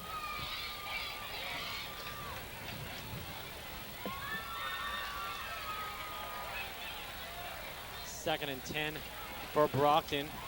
Resende once again working on the shotgun. He's got one man in the backfield to the left of him, 3 wide receivers. Resende fakes the handoff. He's going to run on his own and maybe picks up a yard or 2. Fumble. This is Looks trouble. like a fumble, and Xaverian saying they got it, and they do. That's all on you, Brian. But you know what? It appeared like he was down before the ball skidded out, and that's not my fault. I'm not. And here, let's see if he was down. And you're going to see him. See contact there by number 45, and his knees are on the ground, and then the ball comes out. this should not be Xaverian's ball. It was a little tough to see from our angle, I but saw it. Brian's going to make the call and say that he was down. We're backing it up And slightly you're going to see now. it backing it up. The ball, you see the ball right there underneath number 15's legs, and his knees are down, and then the ball skids out. Good job by replay downstairs. Excellent job. Excellent job by our crew down in the truck. And unfortunately for Brockton, there is no instant replay at the high school level, so it will be Xaverian ball. I don't know. I could see that all the way from up here. I don't know why they couldn't Yeah, see but it. you had the replay, Brian. No, I He did call it. I called it. I'll back you on that, Brian. I He did called call- it before the replay. I apologize, Brian. I'm I gonna, apologize. I apologize. I am using my eye in the sky. and we're gonna play the And replay here's again, the just replay again. just so Brian can prove his point that newbie And once there again. you're going to see he's down, and the ball's just skidding out. Right over here, We're underneath number 44. We're causing quite a scene in the press box. Everyone's looking at us. Too bad I And- don't have it telestrated because I could circle the ball, circle the knees, and all that, and prove my point. It make me look bad. No. There's no making look bad up here. We all look good. We'll get back to the action on the field rather than the action in the press box. So newbie and Brian not going to duke it out. First and 10 situation for Xaverian in boxer territory at the 35-yard line. Hyman hands the ball off. He'll pick up about 5 yards on the play. That was number 33, Mark Weber. Yeah, haven't heard him all game. No, because they've been going to Skiaba on a regular, as well as Chris Fox. We have less than 30 seconds left to go in the third quarter. And I don't think they're going to get a play off before the... Yeah, it looks like they're going to try to. Yeah, they just might. Yeah, they might get one off. 2nd and 5 situation for Xaverian. Hyman back to pass. He's looking. Gets it over to number 7, Edward Skiaba. And it's And good for a that's first first down. And that will do it for the third quarter. So at the end of the third, Brockton up 21-7. Here we have a replay. Hyman scrambles to his left and hits Skiaba to pick up the first down. And you see Scaba wide open. And, Brockton's defensive backs are kind of giving the receivers a little too much room. You got to credit the offensive line for giving the quarterback a lot of time to throw the ball, especially in the third quarter. Yes. So at the end of the third quarter, Brockton is on top 21-7. Brockton unable to score in the third quarter. They scored all their points in the first half. And Xaverian able to put their first points on the board in that third quarter. And just like any great chess game, Brockton dominated the first half. Xaverian made some adjustments, was able to control the third quarter. And now let's see what Coach Colombo can do in the fourth quarter, because this is where Brockton really shines, in the fourth quarter. This is when they really put some points on. Yeah, what Xaverian did was, they completely abandoned the running game. You know what? That's not working for us. So we're going to pass the ball and try to test it second. That's what they're doing right now. Well, all Brockton really has to do is hold up for the next 11 minutes, and they will walk away with their 700th victory in the history of the Brockton High School football program. Yeah, and Xaverian got away with one because Jesse was down. Xaverian and shotgun. And he's got a man open. He's looking for Christopher Fox. And looked like he was throwing it to the cameraman I know exactly. in the corner. You know, if his target was the guy from CBS 4, he was almost dead on. Yes. But unfortunately for him, his target was Christopher Fox. And fortunately for Brockton, his target was widely overthrown. Well, that's fortunate. It's fortunate for Brockton because had it I not, gotcha. they would have scored. I thought you said unfortunate for No, Brockton. I said fortunate. We're just a mess of the English language up here in the press box. 21-7, Brockton on top. 2nd and 10 situation. This one given to number 7, Edward Scalba. He's got some room, and he takes it in. And I have to say, we have a ball game now as Brockton is up 21-13. This is trouble for Brockton right now because Xaverian has all the momentum. Brockton has not scored in the second half. And yes, we definitely have a ball game right now. Brockton jumping off to a 21-0 lead in the first half. And he just brushed through that tackle. He's holding on to his blocker. Felon is knocked off the off the out of play, and there it is. Yeah, Brockton jumping off to 21-0 lead in the first half, but as you mentioned, newbie, all Xaverian thus far in the second half, as with this extra point attempt, Xaverian makes it a 7-point game, so a touchdown could tie for Xaverian, and the Hawks making things interesting here at Marciano Stadium. Well, we expected a high-scoring game. Brockton dominated totally in the first half, and Xaverian is really taking control in the second half. So it's up to Brockton to get their offense rolling again and put the game out of reach. Yeah, and this guy Eddie Scalba is really stepping up for Xaverian right now. I was talking to Reggie Purtle for the Brockton Bucks. He said the only person they're really worried about was number 7, Eddie Scalba. So he's really torching the Brockton Bucks right now, single-handedly bring them back into today's game, 14-21. So Brockton needs to watch out right now. So hopefully their special teams can step it up with this kickoff and give Brockton good field position. This is the time for Brockton and their superstars to step up. Nathan Thelen, Junior Penn, Johnny Ray Barnes, Corey Brown, Jesse Zende. This is the time right here, fourth quarter, to step up. So 10:47 on the clock. Brockton's offense taking reign of things right now, and it's up to Jesse Resende and company to give Brockton a little bit of a comfort zone once again. Corey Brown back in the game, and he is taken back to about the 2-yard line. And the Xaverian sideline just about to erupt, and Brockton disapproves with the Boo Birds. And I don't know what Corey was thinking. I mean, he got up to about the 10-yard line and ran backwards. Here you're going to see it right here. He gets it. He should have really just caught it in the end zone and got the touchback. Well, he gets to the 10-yard line, and then he turns around and runs backwards about 6 yards, and then is thrown back an additional 2. So Brockton's at the 3 right now. The mistake he made was when he tried to go backwards. I'm sorry, you are Corey Brown, but you're not Barry Sanders. And maybe someday you'll be at that skill level. But right now, these guys from Xaverian able to catch him at an angle, and they had the momentum going for him. This one given to Junior Penn, who were almost up the middle, maybe for a yard or 2. And this is a 3-and-out for Brockton. Xaverian's going to have a great field position around midfield, so a win-win situation for Xaverian. I think Coach Colombo is going to just keep it on the ground for a little bit, try and get a first down, give his quarterback a little bit of room. He doesn't want him passing from the end zone if he can help it. 2nd and 8 situation for the Boxers. I formation, Resende back. He's looking for Thelen, but he's got Doherty wide open. Doherty to about the 49-yard line. And that was outstanding. You know what? When push comes to shove, the superstars step up for the Brockton Boxers. Jesse Resende once again showing the composure. To Ryan Doherty. Wow, that's how you step up. This is crunch time for the Brockton Boxers right here. Jesse Resende finding his open teammates. Bullseye. Brockton with the first down. Crushing, dispersing emotions of Xaverian. And expect a lot of athleticism there by Doherty to bring that ball in.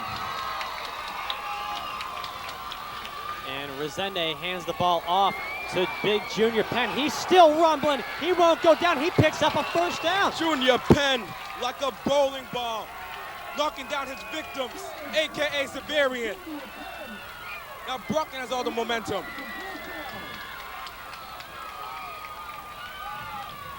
And I would definitely agree with you on that, Newbie, that Brockton's momentum definitely building, confidence soaring at the moment. He carried 3 people. At the end of this drive, I would not be surprised whatsoever if Brockton is up by 2 touchdowns once again. 1st and 10 situation for the Boxers, and we have a timeout called by Xaverian. Now, if Brockton wins this game, and you read your paper tomorrow, you're going to think of two plays. When Xaverian fumbled that football towards the end of the second quarter, and the first down that just was in, they threw to Ryan Doherty. Those are two big plays that turned around this game. Definitely. And what are they saying?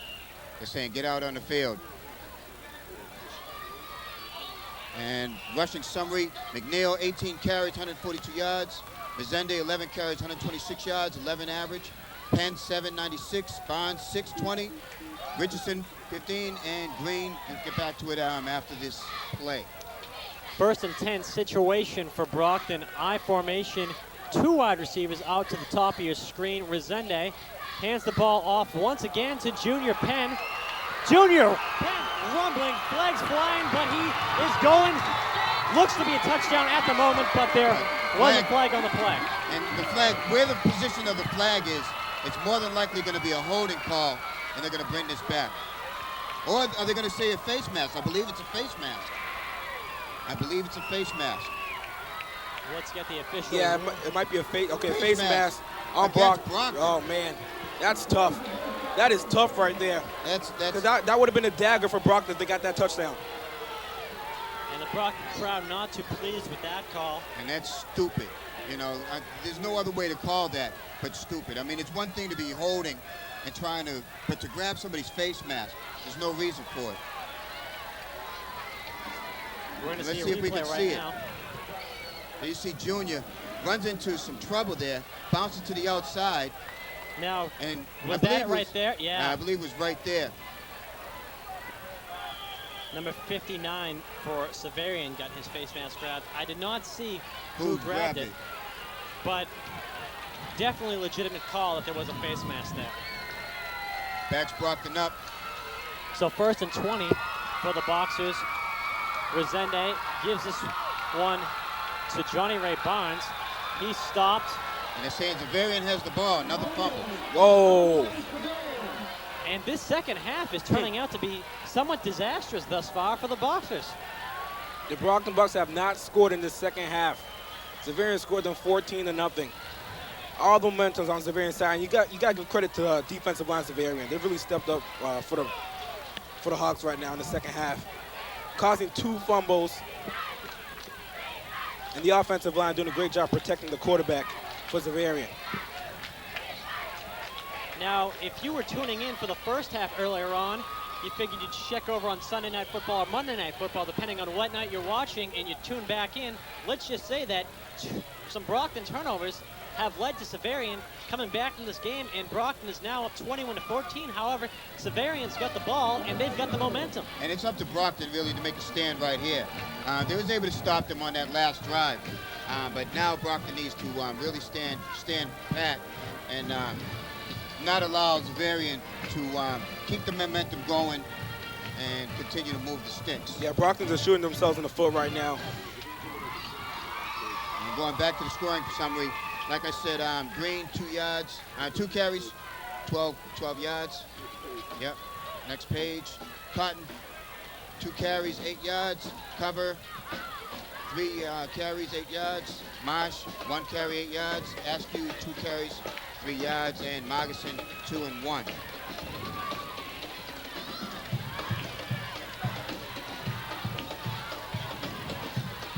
So the Brockton band is trying to get the defense pumped up. They've got their defense up in the stands. Well, they've got the Flag Girls holding up the defense sign. If they had their defense in the stands, that would be a little weird. I know what you mean. First and 10 situation for Xaverian. This is big for the D-line right now. They need to rush the quarterback, give him some pressure. He's had too much time. Hyman looking. He's got Christopher Fox, but that looks like Corey Brown's going to intercept it. Corey Brown went out of the game with an injury. He's back, making an interception, and he's going to break things down for Bucks. He's still in line, tippy-toeing down the sidelines. Eventually goes out, I believe, somewhere around the 40, and big play for the Boxers. Yeah, he went out about the 35-yard line, but excellent. It was well overthrown, and here you're going to see Hyman drop back. He's got all the time in the world. Hyman drops back, no defender anywhere near him, and he just throws it well over, about 10 yards past his receiver. Corey gets the interception, and turns around and runs up to the 35-yard line before he runs out of bounds. Yeah, that was no excuse for Xaverian because the quarterback had plenty of time. I don't know why he rushed it for.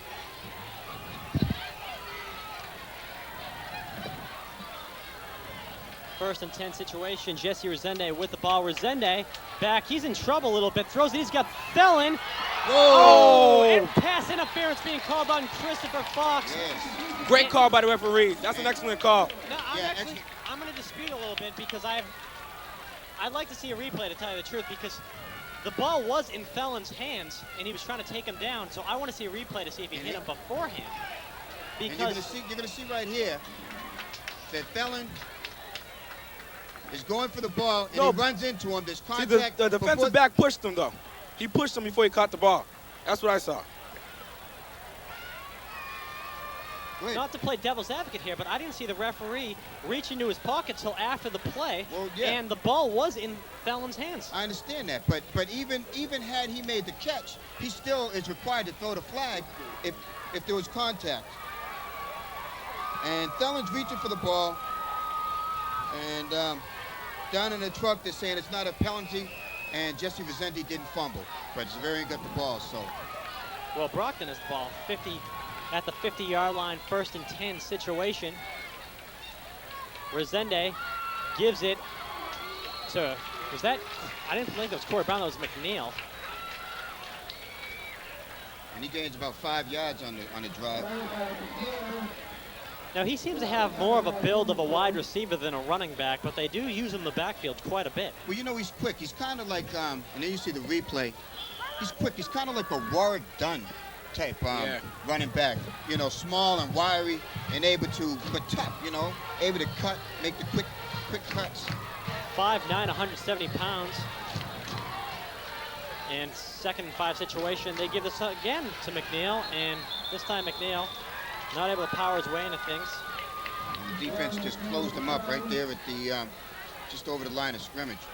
Yeah, the D-line is Xaverian.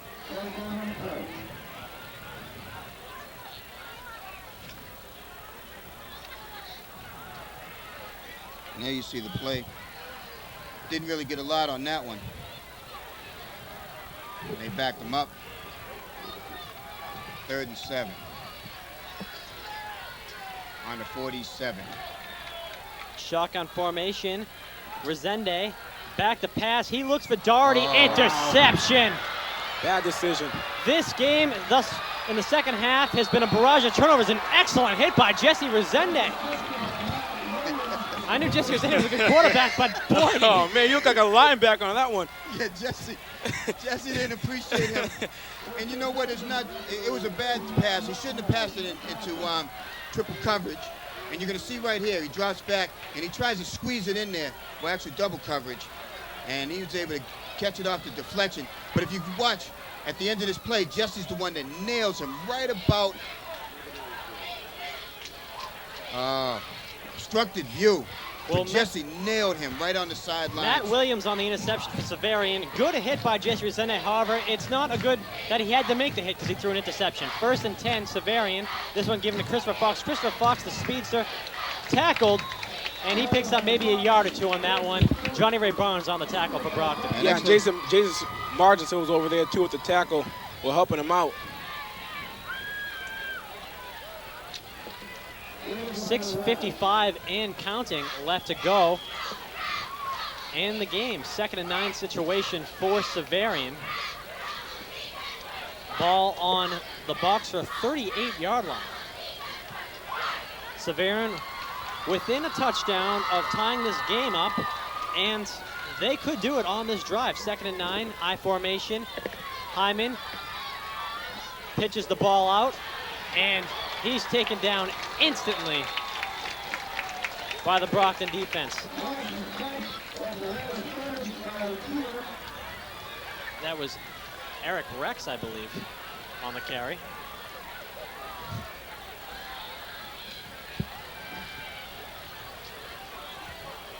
Eric Rex, the junior at Xaverian.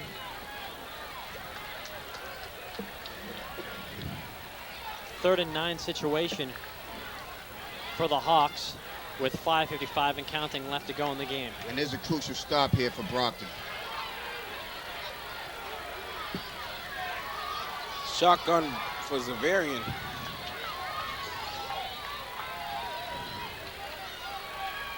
Hyman, he's in trouble. Hyman gives it over to Christopher Fox. That's going to be a first down for Xaverian. And Brockton's defense is really loosening up, allowing the receivers to get open for first down yardage. They really need to tighten up, be close enough to prevent them from continuing to move the sticks. Yeah, the defensive line not putting enough pressure on the quarterback. But the defensive backs, I mean, there's nobody even in the area for these receptions when the receiver gets the ball. You know, they get the ball and get about 2 or 3 steps before they're even touched. Brockton can't continue to let that happen.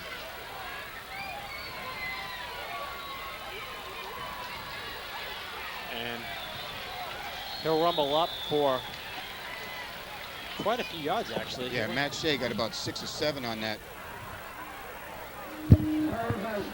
That will bring up a 2nd and 5 situation for the Hawks. And there you see the replay, and he just is able to follow his offensive line, get a little room, pick up 7 yards on that. I formation. Hyman hands the ball off. This one rumbled up for a few yards by number 27, Matt Shea Shea. again.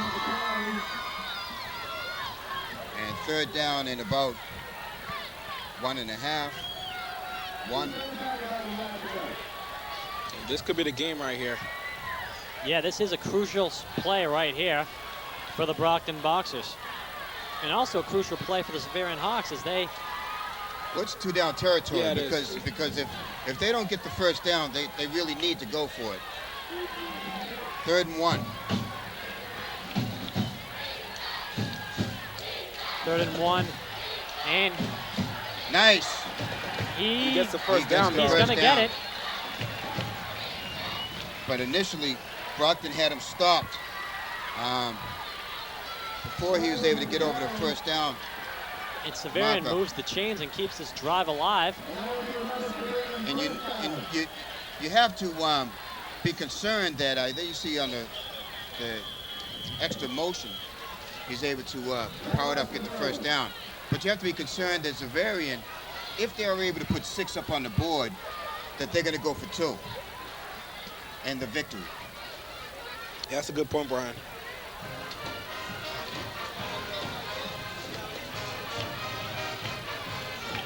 So right now, Xaverian's in 4-down territory. 4 minutes and 1 second left in the 4th quarter. Ball at the 13. So Brockton's been shut out in the 2nd half. We're going to take a look at the rankings momentarily. As you can see, Brockton, well, they're not 1-0 anymore. They're 2-0, potentially 3-0 if they can get by Xaverian tonight. They're ranked at the top of the list. And Xaverian ranked number 6th, according to the Boston Globe. And there hasn't been any changing in the rankings. It's been Brockton, Everett, Bridgewater, Raynham. Bridgewater, Raynham is also a force to be reckoned with. They have an outstanding program down there as well. And Acton Boxborough ranked number 4. And as I mentioned, some Brockton players not too happy with Acton Boxborough going around being a little arrogant and talking some smack, as a lot of people don't feel they play a respectable schedule. 1st and 10 situation for Xaverian. Ball on the Boxer 18-yard line. Hyman back to pass over the middle, intended for number 8, Joseph Pasquantonlo, however incomplete. Johnny Ray Bonds deflected the ball, breaking up that pass play. Corey Brown almost got another interception. And here you're going to see Johnny Ray Bonds in position, just leaps up just enough to do. But again, the receiver wide open. Had Johnny Ray Bonds not flicked that ball away. 3:57 left to go. Boxers up 21-14. Xaverian threatening, however. 2nd and 10 situation. Ball on the 18-yard line. Hyman keeps this one, and he goes down while he was attempting a quarterback keeper. Might have got a yard, if any. And you know what? Brockton really would love for Xaverian to continue to try and do that. You know, keep trying to run it. 3rd and 9 situation this brings up. Yeah, the running game, this whole game for Xaverian has been unsuccessful. Yeah, for the most part. They've had periods where they were able to move the sticks a little bit, but Brockton's defense has really shut down the running game. 3 wide receivers for Xaverian. Hyman looks. He's got past Matumbo. Fumble, and the Boxers will recover. Now, are they calling this incomplete? No. It's got to be a first down. I mean, Brockton ball. Okay, yeah, Brockton has the ball. Yeah, because he caught the ball, and he made a football move. He took 2 steps. And that guy right there is excited. Well, he's got to be a Colombo. He looked just like Peter. And here you're going to see the play, and you're going to see the reception is made. He catches the ball, got control, turns, and then the ball is knocked out of his hands, and Brockton falls on the ball. So Brockton, very fortunate. I'm not going to call them lucky. I'll call them fortunate that they were able to cause a turnover there with just 3 minutes left in the game. So now Brockton hopefully will not go so conservative that they don't get a first down and put the game out of reach. Now, Yes. Now, Jason Martin's, like I said, again, there for the tackle. Played a good game today defensively. Yes, he has. Now there we see a shot of one of the Brockton 1991. High School Super Bowls. That's from 1991. By the way, do you know who their running back was in 1991? I think I do. I'm going to say Anthony Comer was their star running back. He held many records for the Brockton Boxers. You know, Peter Harris broke it in the mid-90s, and I think a lot of his records still stand. There you go, Peter. Now, one thing you mentioned was that you hope Brockton doesn't play so conservatively. Now, do you want them to run the ball and try to kill the clock, or do you want them to try to get some more points on the board so they have somewhat of a comfort blanket? I want them to get a first down and let that clock continue to run. So I want them to do what they need to do to move the sticks and maintain possession of the ball until we have 0-0 on the clock. No wideout, so it looks like they're going to run the ball. They're going to give this one to McNeil, and that doesn't work out too well for him, as that's going to be a loss. And I think in this position right here, McNeil has had moments, but he hasn't really been effective today. The effective runners have been Johnny Ray Bonds and Penn for the most part, the power runners. Yeah, and that was a loss about 1 yard. 2nd and 11 coming up for the Brockton Boxers. In that last drive, Penn moved the sticks a couple of times with his runs.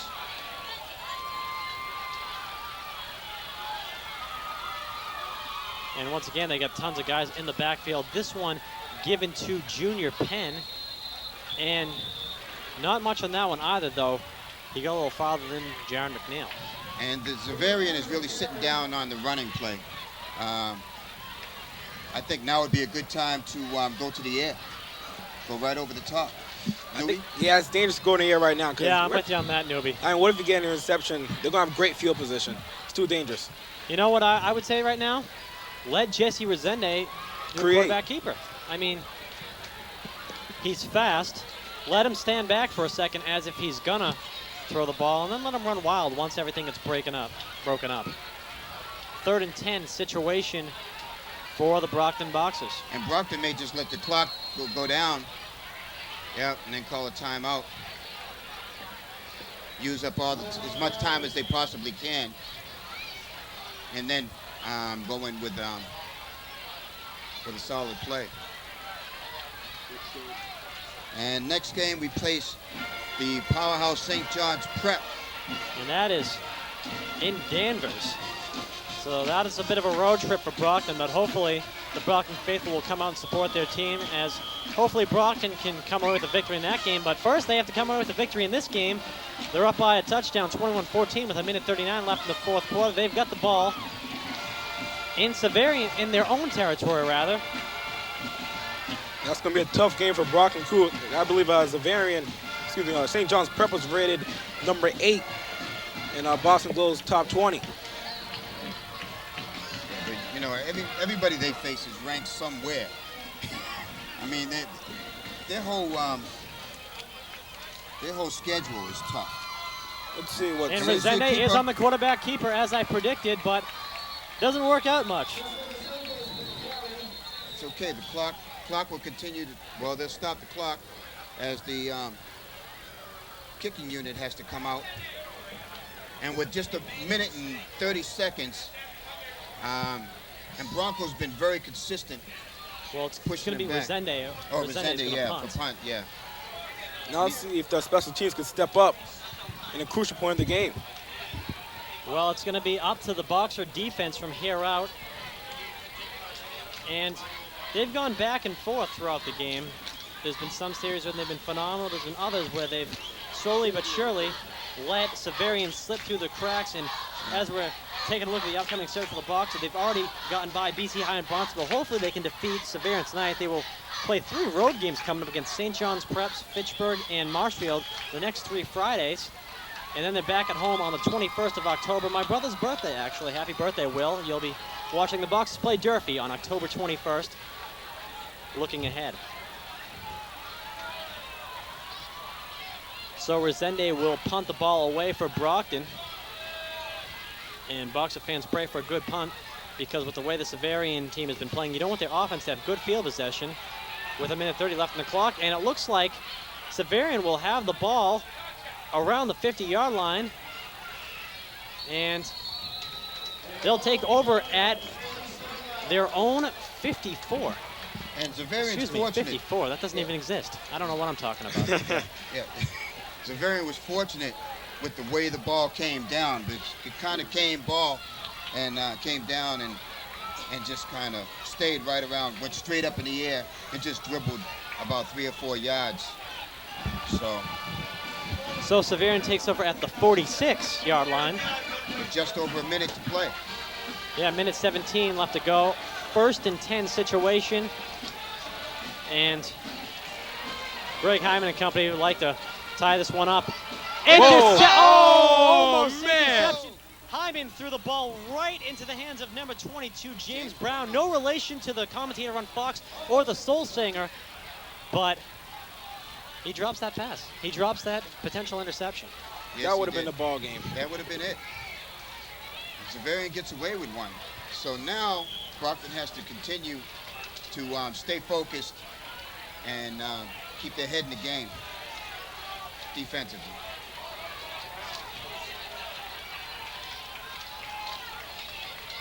Second and 10 situation. Wyman looking, almost intercepted again. That one a little low for anyone to get, including the Xaverian receiver. And finally, the defensive line has given the quarterback for Xaverian some pressure. Yeah, he was pressured on both sides. Linebackers coming from both ends. And the one offensive guy in the backfield didn't know who to block.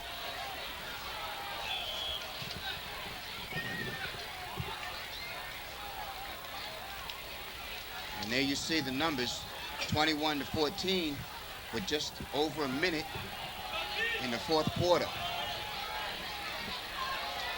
So 3rd and 10 situation. Wyman working out of the shotgun, split formation, 2 men to each side of him in the backfield.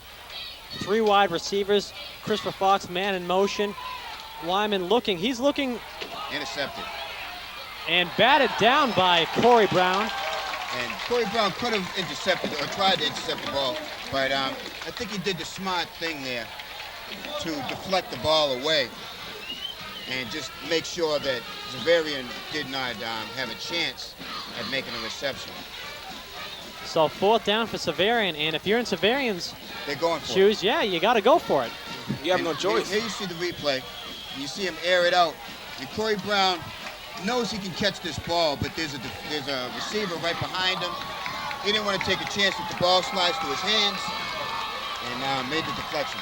This is the game, ladies and gentlemen. Less than a minute to go, 4th and 10. Xaverian, they're going to have to throw a Hail Mary. Same play as last time, it looks like. Everyone's going out, same exact man in motion, same formation. Wyman's going to have to run with it. and I don't think he's going to get very far. He goes down about the 50. Ball The game. clock will stop at 48 seconds, and like you said, Newbie, ball game. Brockton's going to get the ball back, knee it, and that will be it. Brockton will take home the 700th victory in the history of Brockton High School football. So congratulations to Peter Colombo, the 2005 Boxer football team, as well as all Boxer football teams in the past and all Brockton High School football teams in the past, as I believe they were not called the Boxers in the early days. So quite an accomplishment. Yeah, we've got a number of Brockton High alumni here that have played recently for the Boxers, as well as in years past. You know, there might be some guy out in the crowd right now that played for Brockton High School in 1960. You're a part of this, so congratulations to you. And the Boxers are really excited. You know, I'm sure the coaches, Colombo, and Peter, are very ecstatic about getting this momentous victory.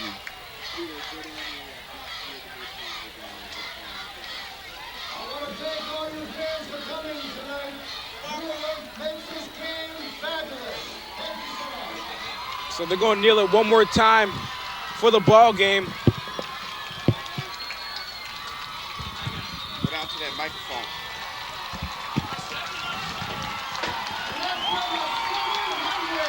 So Numbers. here it is, victory number 700 for the Brockton Boxers, and what an outstanding way for the Brockton Boxers to come away with their 700th victory over a tough defensive team of Xaverian. Nuke. You know what? That just shows the domination of the Brockton Boxers over the years. The domination by them, 700 wins. Fantastic job by the whole organization. And real quick, I just want to thank the crew doing a great job. Paul Mandeville, Ron Van Dam, Mark Littlefield, Aaron Tebow, Peter Zimbor. Everyone doing a great job on this crew. Ed Gleason as well. And yeah, and we're going to try and get some sort of interview with Coach Colombo regarding this 700th victory.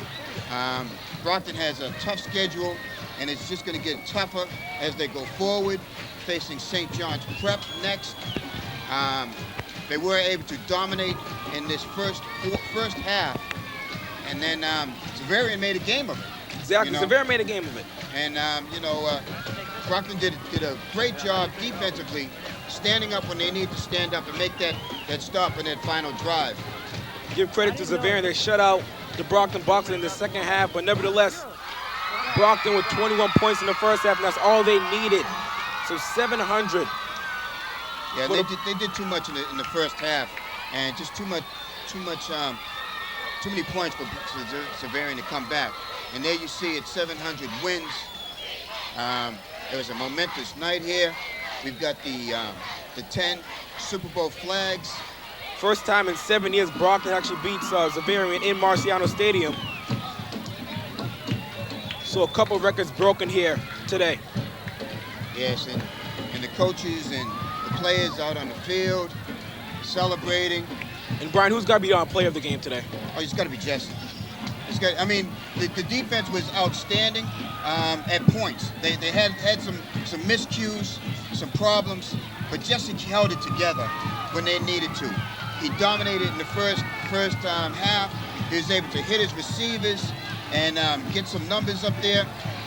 Just put the game out of reach. And you know what? The turning point of the game was got to be the fumble towards the end of the second quarter. And the Brockton Boxers recovered and made the score 21-0. Yeah, and it was just too much of a hill to climb for Xaverian to overcome 21 points. There was just not enough time.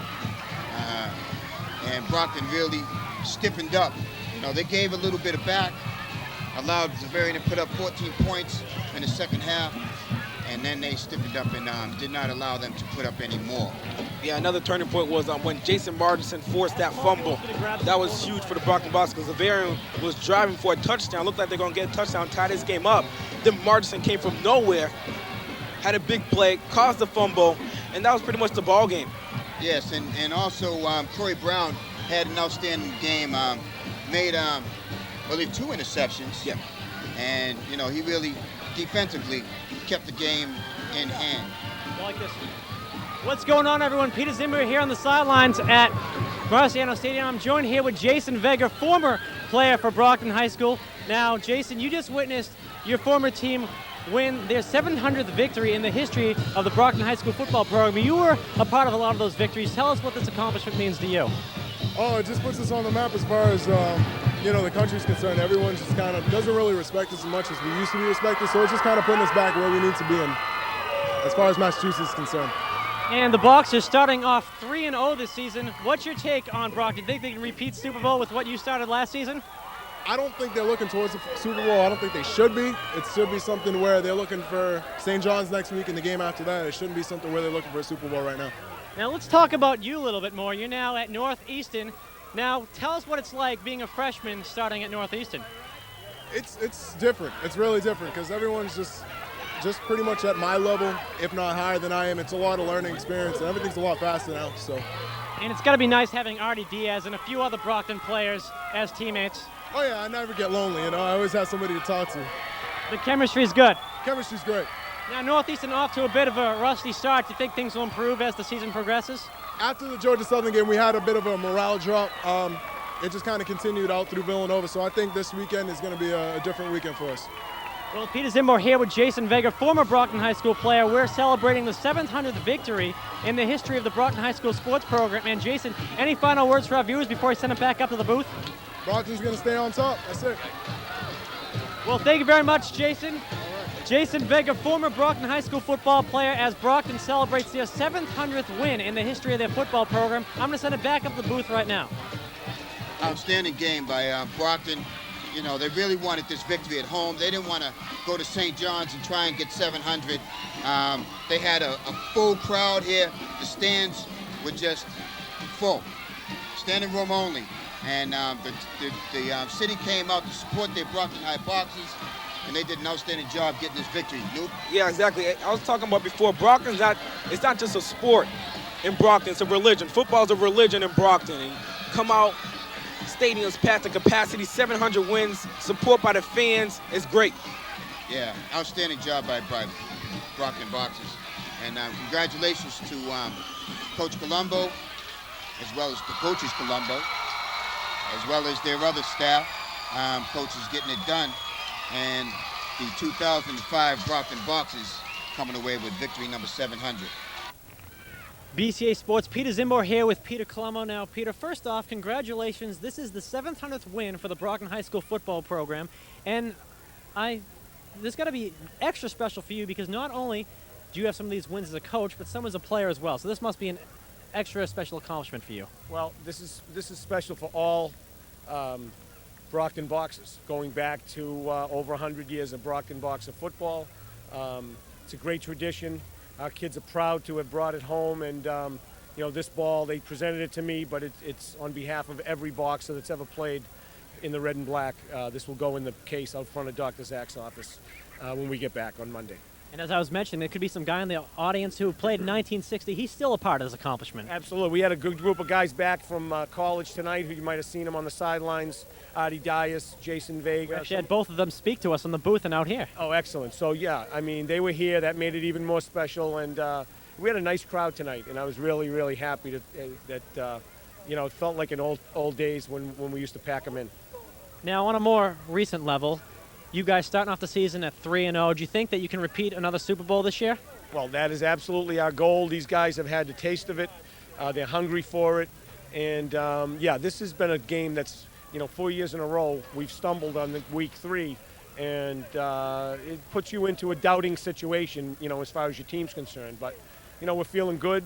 And on the heels of that Super Bowl, this is a group that definitely wants to get back there.